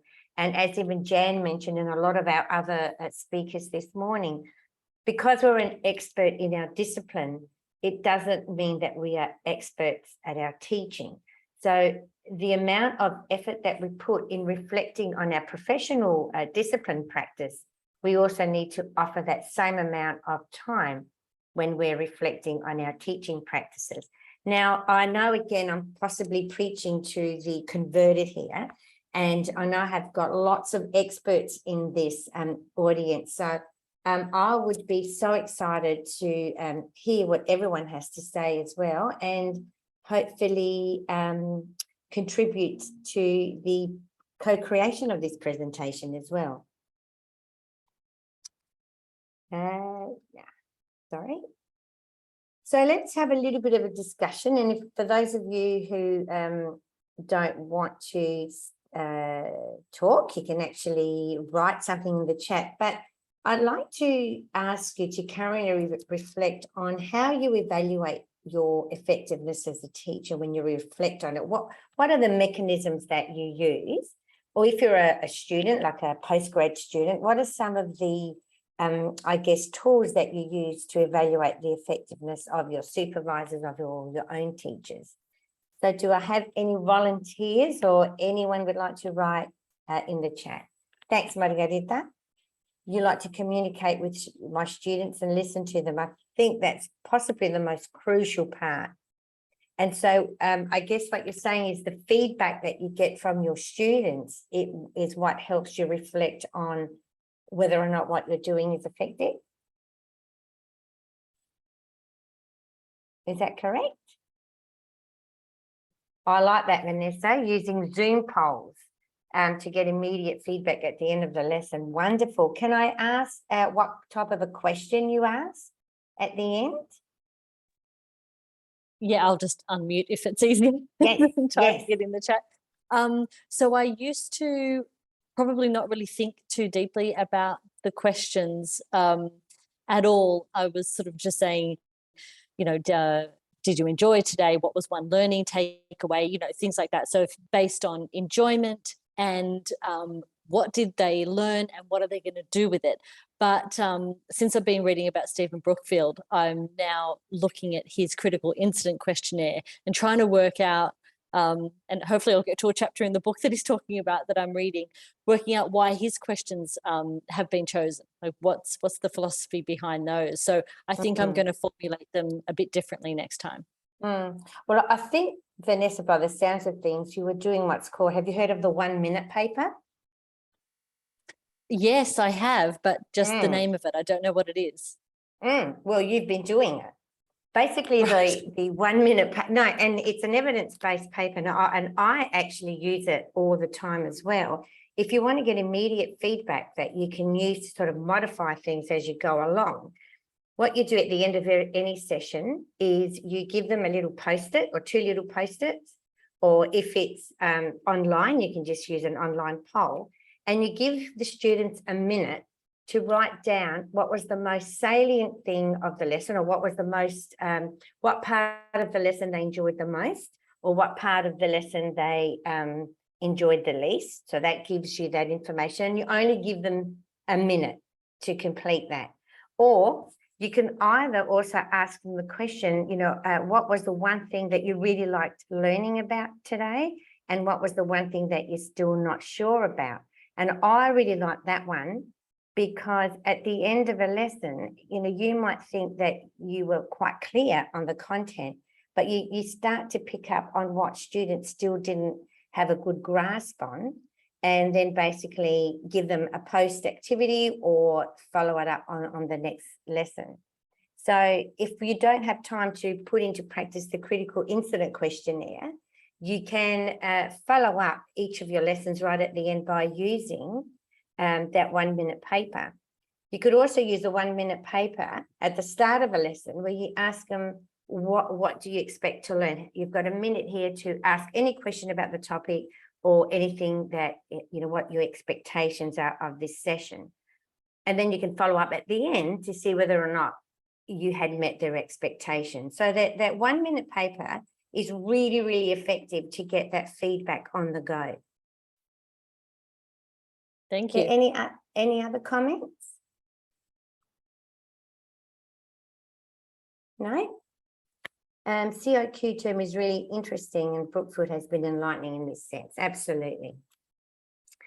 Well, I sat down to think about, because what I've done in the past, as well as being an academic in dentistry and oral health, I've also worked in the colleague development and the professional development space. And when I stepped back and thought about all my colleagues who are really good at self-reflection, I started to think, what are some of the skills and attributes that these colleagues have that make them really good self-reflective teachers, and then, of course, make them really good practitioners?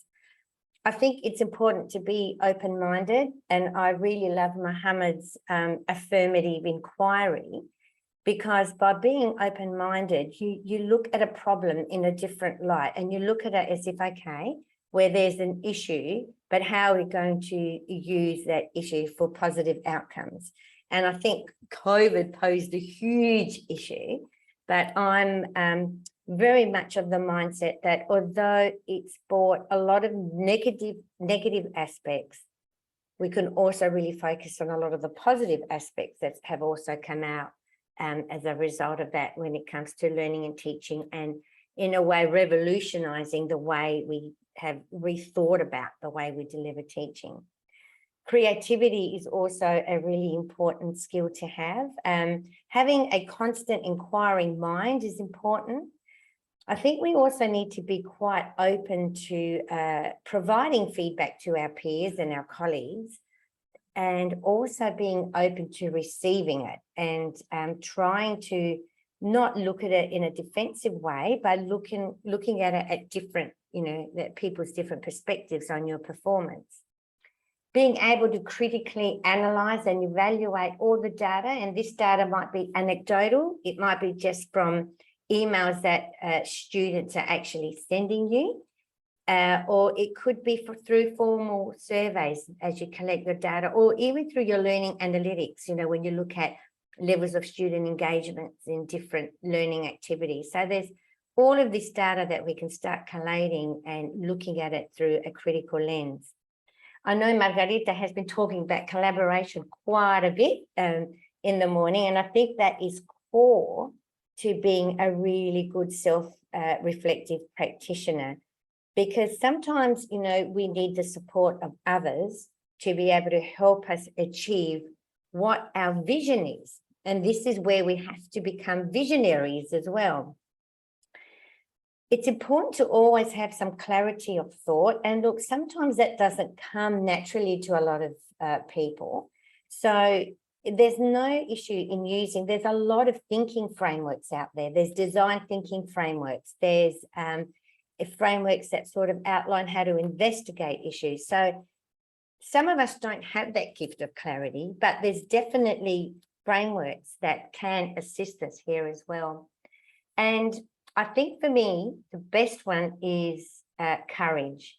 I think we need to have courage to trial things, courage to accept our failures as being positive and not negative, and having the courage to ask our students and our colleagues why things aren't working or what we can do better for them. So yes, courage to make mistakes, Margarita, absolutely. And Vanessa, just going back to yours, receiving feedback is always really tricky. And I think it's important for us to also get professional development in how we provide feedback. And I've always encouraged people to find a colleague that they consider a critical friend.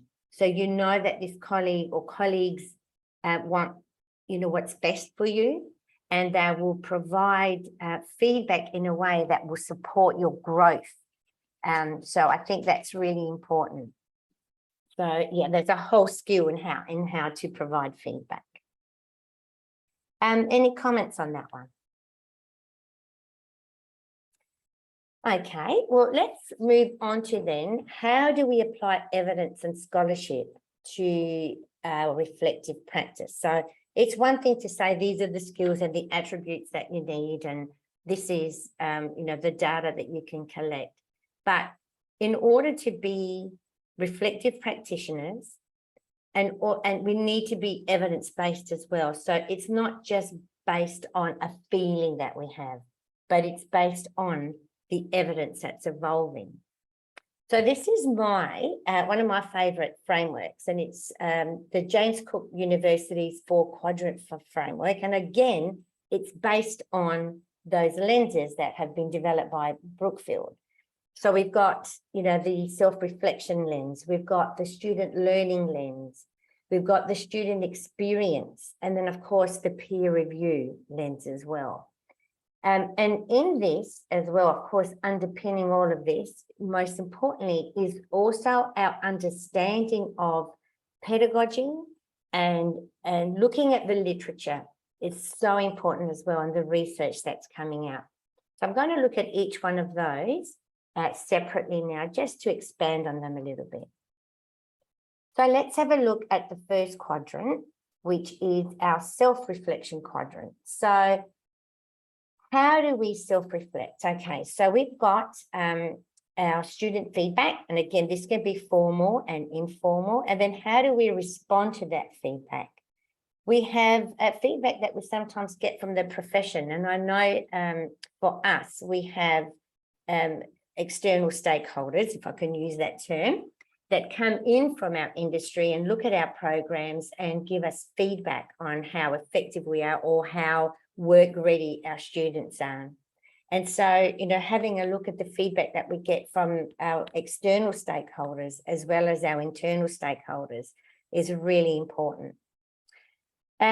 Sometimes, you know, looking at how to respond to peer feedback, and sometimes peer feedback can be quite scathing, really, especially if you're trying to do something quite new or something that hasn't been done before. And a lot of people get a little bit put out, I think, by people trying to do some new innovations. And I, for one, have had some fantastic feedback from peers, some very critical but sound feedback that I can really work on. But I've also had feedback that has been quite negative. And I have to be able to see that in a critical way and understand that sometimes people don't understand an innovation, or if they are very teacher-centric practitioners, that when you are very sort of co-created focus and you're giving a lot of that responsibility or that that sort of shared creativity with your students, they find that quite confronting sometimes. Self-evaluation of teaching practices as well is really important. And I really love this teaching philosophy and this teaching portfolio that Margarita mentioned in her introduction of what I was trying to achieve. When we sit down and write out a teaching philosophy, it really helps us understand who we are as teachers. Does anyone want to provide any feedback on that, or how they felt when they, has everyone written a teaching philosophy? I'm assuming everybody has, or most people have. Yeah. Sophie, I actually get my new lecturers at the induction that I run to, we use a Jamboard, and I actually get them to put their teaching philosophy short version on the screen, so that I know who is coming in. So I know straight away if the teaching philosophy isn't quite aligned with the KBS philosophy, then that's a newbie that I need to maybe work on a bit more. So yeah, I use it really for diagnostic purposes, but it's very interesting. That's awesome. Yeah. And you know what, I think with that as well, do they get to see each other's philosophy when you do? Yeah.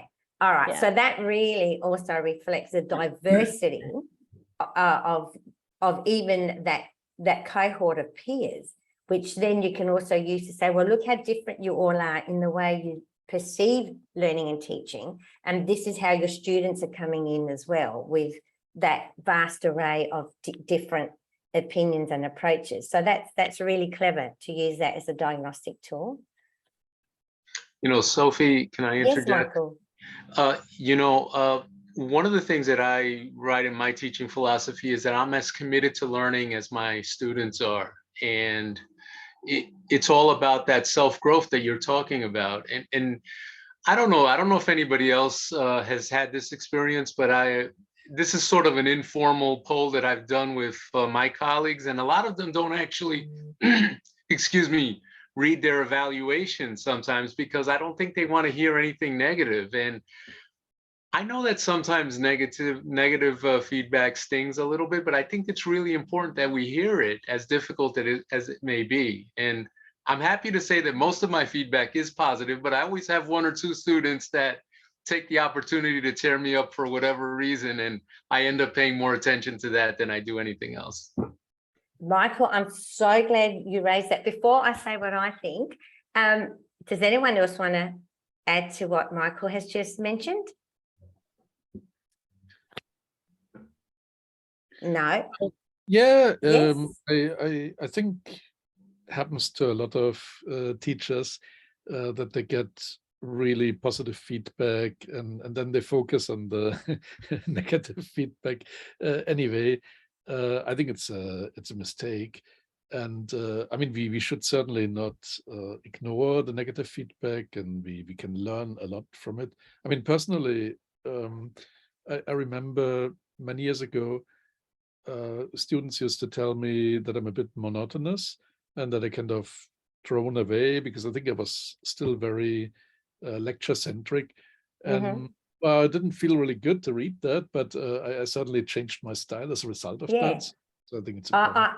Absolutely. I have to agree with both Michael and you, Jürgen, that for me, again, you know, you get all this positive feedback, but you really, even if it's 1 or 2 statements, you really focus on those negative ones. And even though initially you think, oh, wow, I know for one thing, for me, I like to address that negative one. So, you know, then like you had that comment about monotone, I have always thought that I've been a very collaborative and fair and power sharing with my students. And yet one year, one of the feedback was that I really feel intimidated when Sophie asks me questions directly. And I thought, oh, I'm actually intimidating someone.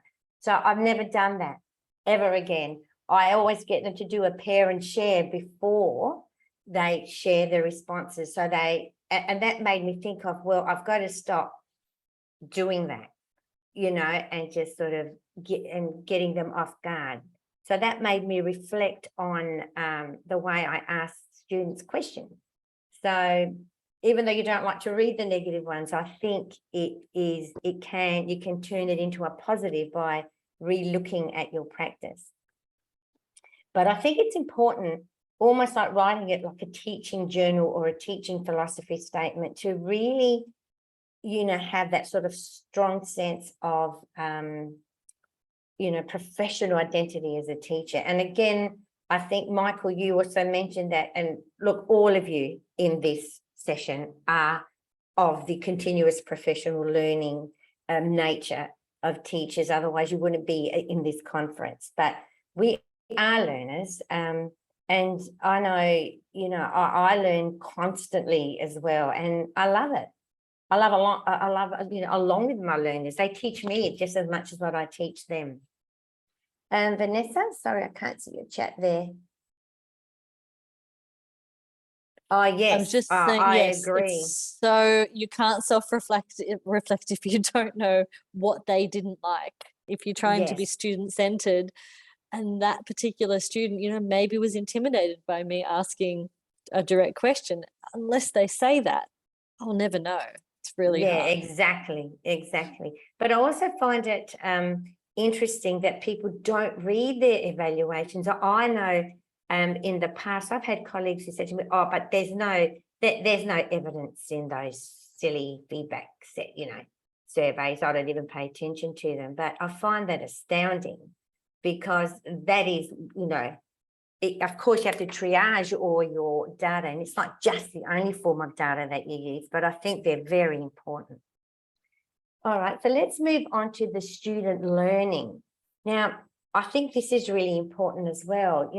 When we do any teaching intervention, and you know, you look at, usually you choose an area where you have, you know, where students have struggled in a particular content area, and you look at their assessment results and you see if they start to progress over a period of time, that, you know, you've got some sense of, well, maybe, you know, I am being an effective teacher. Of course, cohorts change, and of course, what worked in one cohort may not work in the next one, and that's why you just don't use one form of data. I think it's also important to use student success and progression and completion. And this one here, you know, student progression to honours and postgraduate qualifications, you know, I think that's a really important one that people actually overlook sometimes. My son, who is an academic now, a lot of his past students have come up to him and have said, oh, you know, I'm doing honours just because, you know, I was so inspired when I had you as my tutor. So these, you know, honours students have gone on to do PhD. So this is also a reflection on how effective you have been in inspiring other students. So I'm just reading Begum's Yes, absolutely. And this is the whole thing. Every single student does have a different perspective, despite having the same scores or interests. Yes, absolutely. When you look at the quality of the student work that they're also handing up, I think that's an important way of also assessing your effectiveness. And of course, you know, are they meeting graduate outcomes? And really, you know, our LMS systems now have got some really good student learning analytics that we can access to have a look at the quality of student learning, you know, identifying our high-risk students early on so that we can look at the right type of intervention that we need to implement. So all of that we've got at our fingertips really now, quite easy to access. And then, of course, I love the student experience, and I think it's so important to run you know, we've talked about these surveys and these formal evaluations, but running focus groups, I think, is so important. And these can be formal, where you get, you know, you run a formal focus group and you get an outside person to run this focus group that doesn't have anything to do with the course. Or I don't even think it matters if you go out and have a coffee with your students in the university grounds and just having an informal discussion. I think that is a really good way of getting some information as well. Getting student feedback on learning resources is really important. And I really love the unsolicited student feedback. If I get an email from a student that says, oh my God, I had the best time in class today, to me, that's actually more important and more significant than when I go out seeking that information. So when you get a lot of this unsolicited student feedback, you know that something's actually, you know, you're doing something right there. So yeah, so the student engagement in learning communities, I think that is also really important. If you're able to encourage your students to feel that they've got ownership of the learning, so that they discuss things, they feel comfortable enough to help one another. So you set up that sort of culture of learning as well. That's a really good way of being able to have a look at how well students engage with one another, and of course with the teacher as well. Any comments on that one? Margarita, yes, I love what you said. We cannot be loved and appreciated by all, and it's not in education, but in everyday life as well. And then the hardest one that I think is peer review. And I think it's really important to sit down with a critical friend, or a few critical friends, as I refer to them to, or as they're actually referred to in the literature, and have a look at what your learning outcomes are and whether or not your learning resources and your learning content and your learning design actually help students to achieve those learning outcomes. Get them to look at your assessment techniques and get feedback on the way you grade your students. And so really you can basically, what I've done when I want to review some of my content, I might even sit with a colleague and print out a blueprint of a presentation that I have, and actually go through the whole thing with a peer, with a colleague, that will then tell me, oh, you know, you've got too much information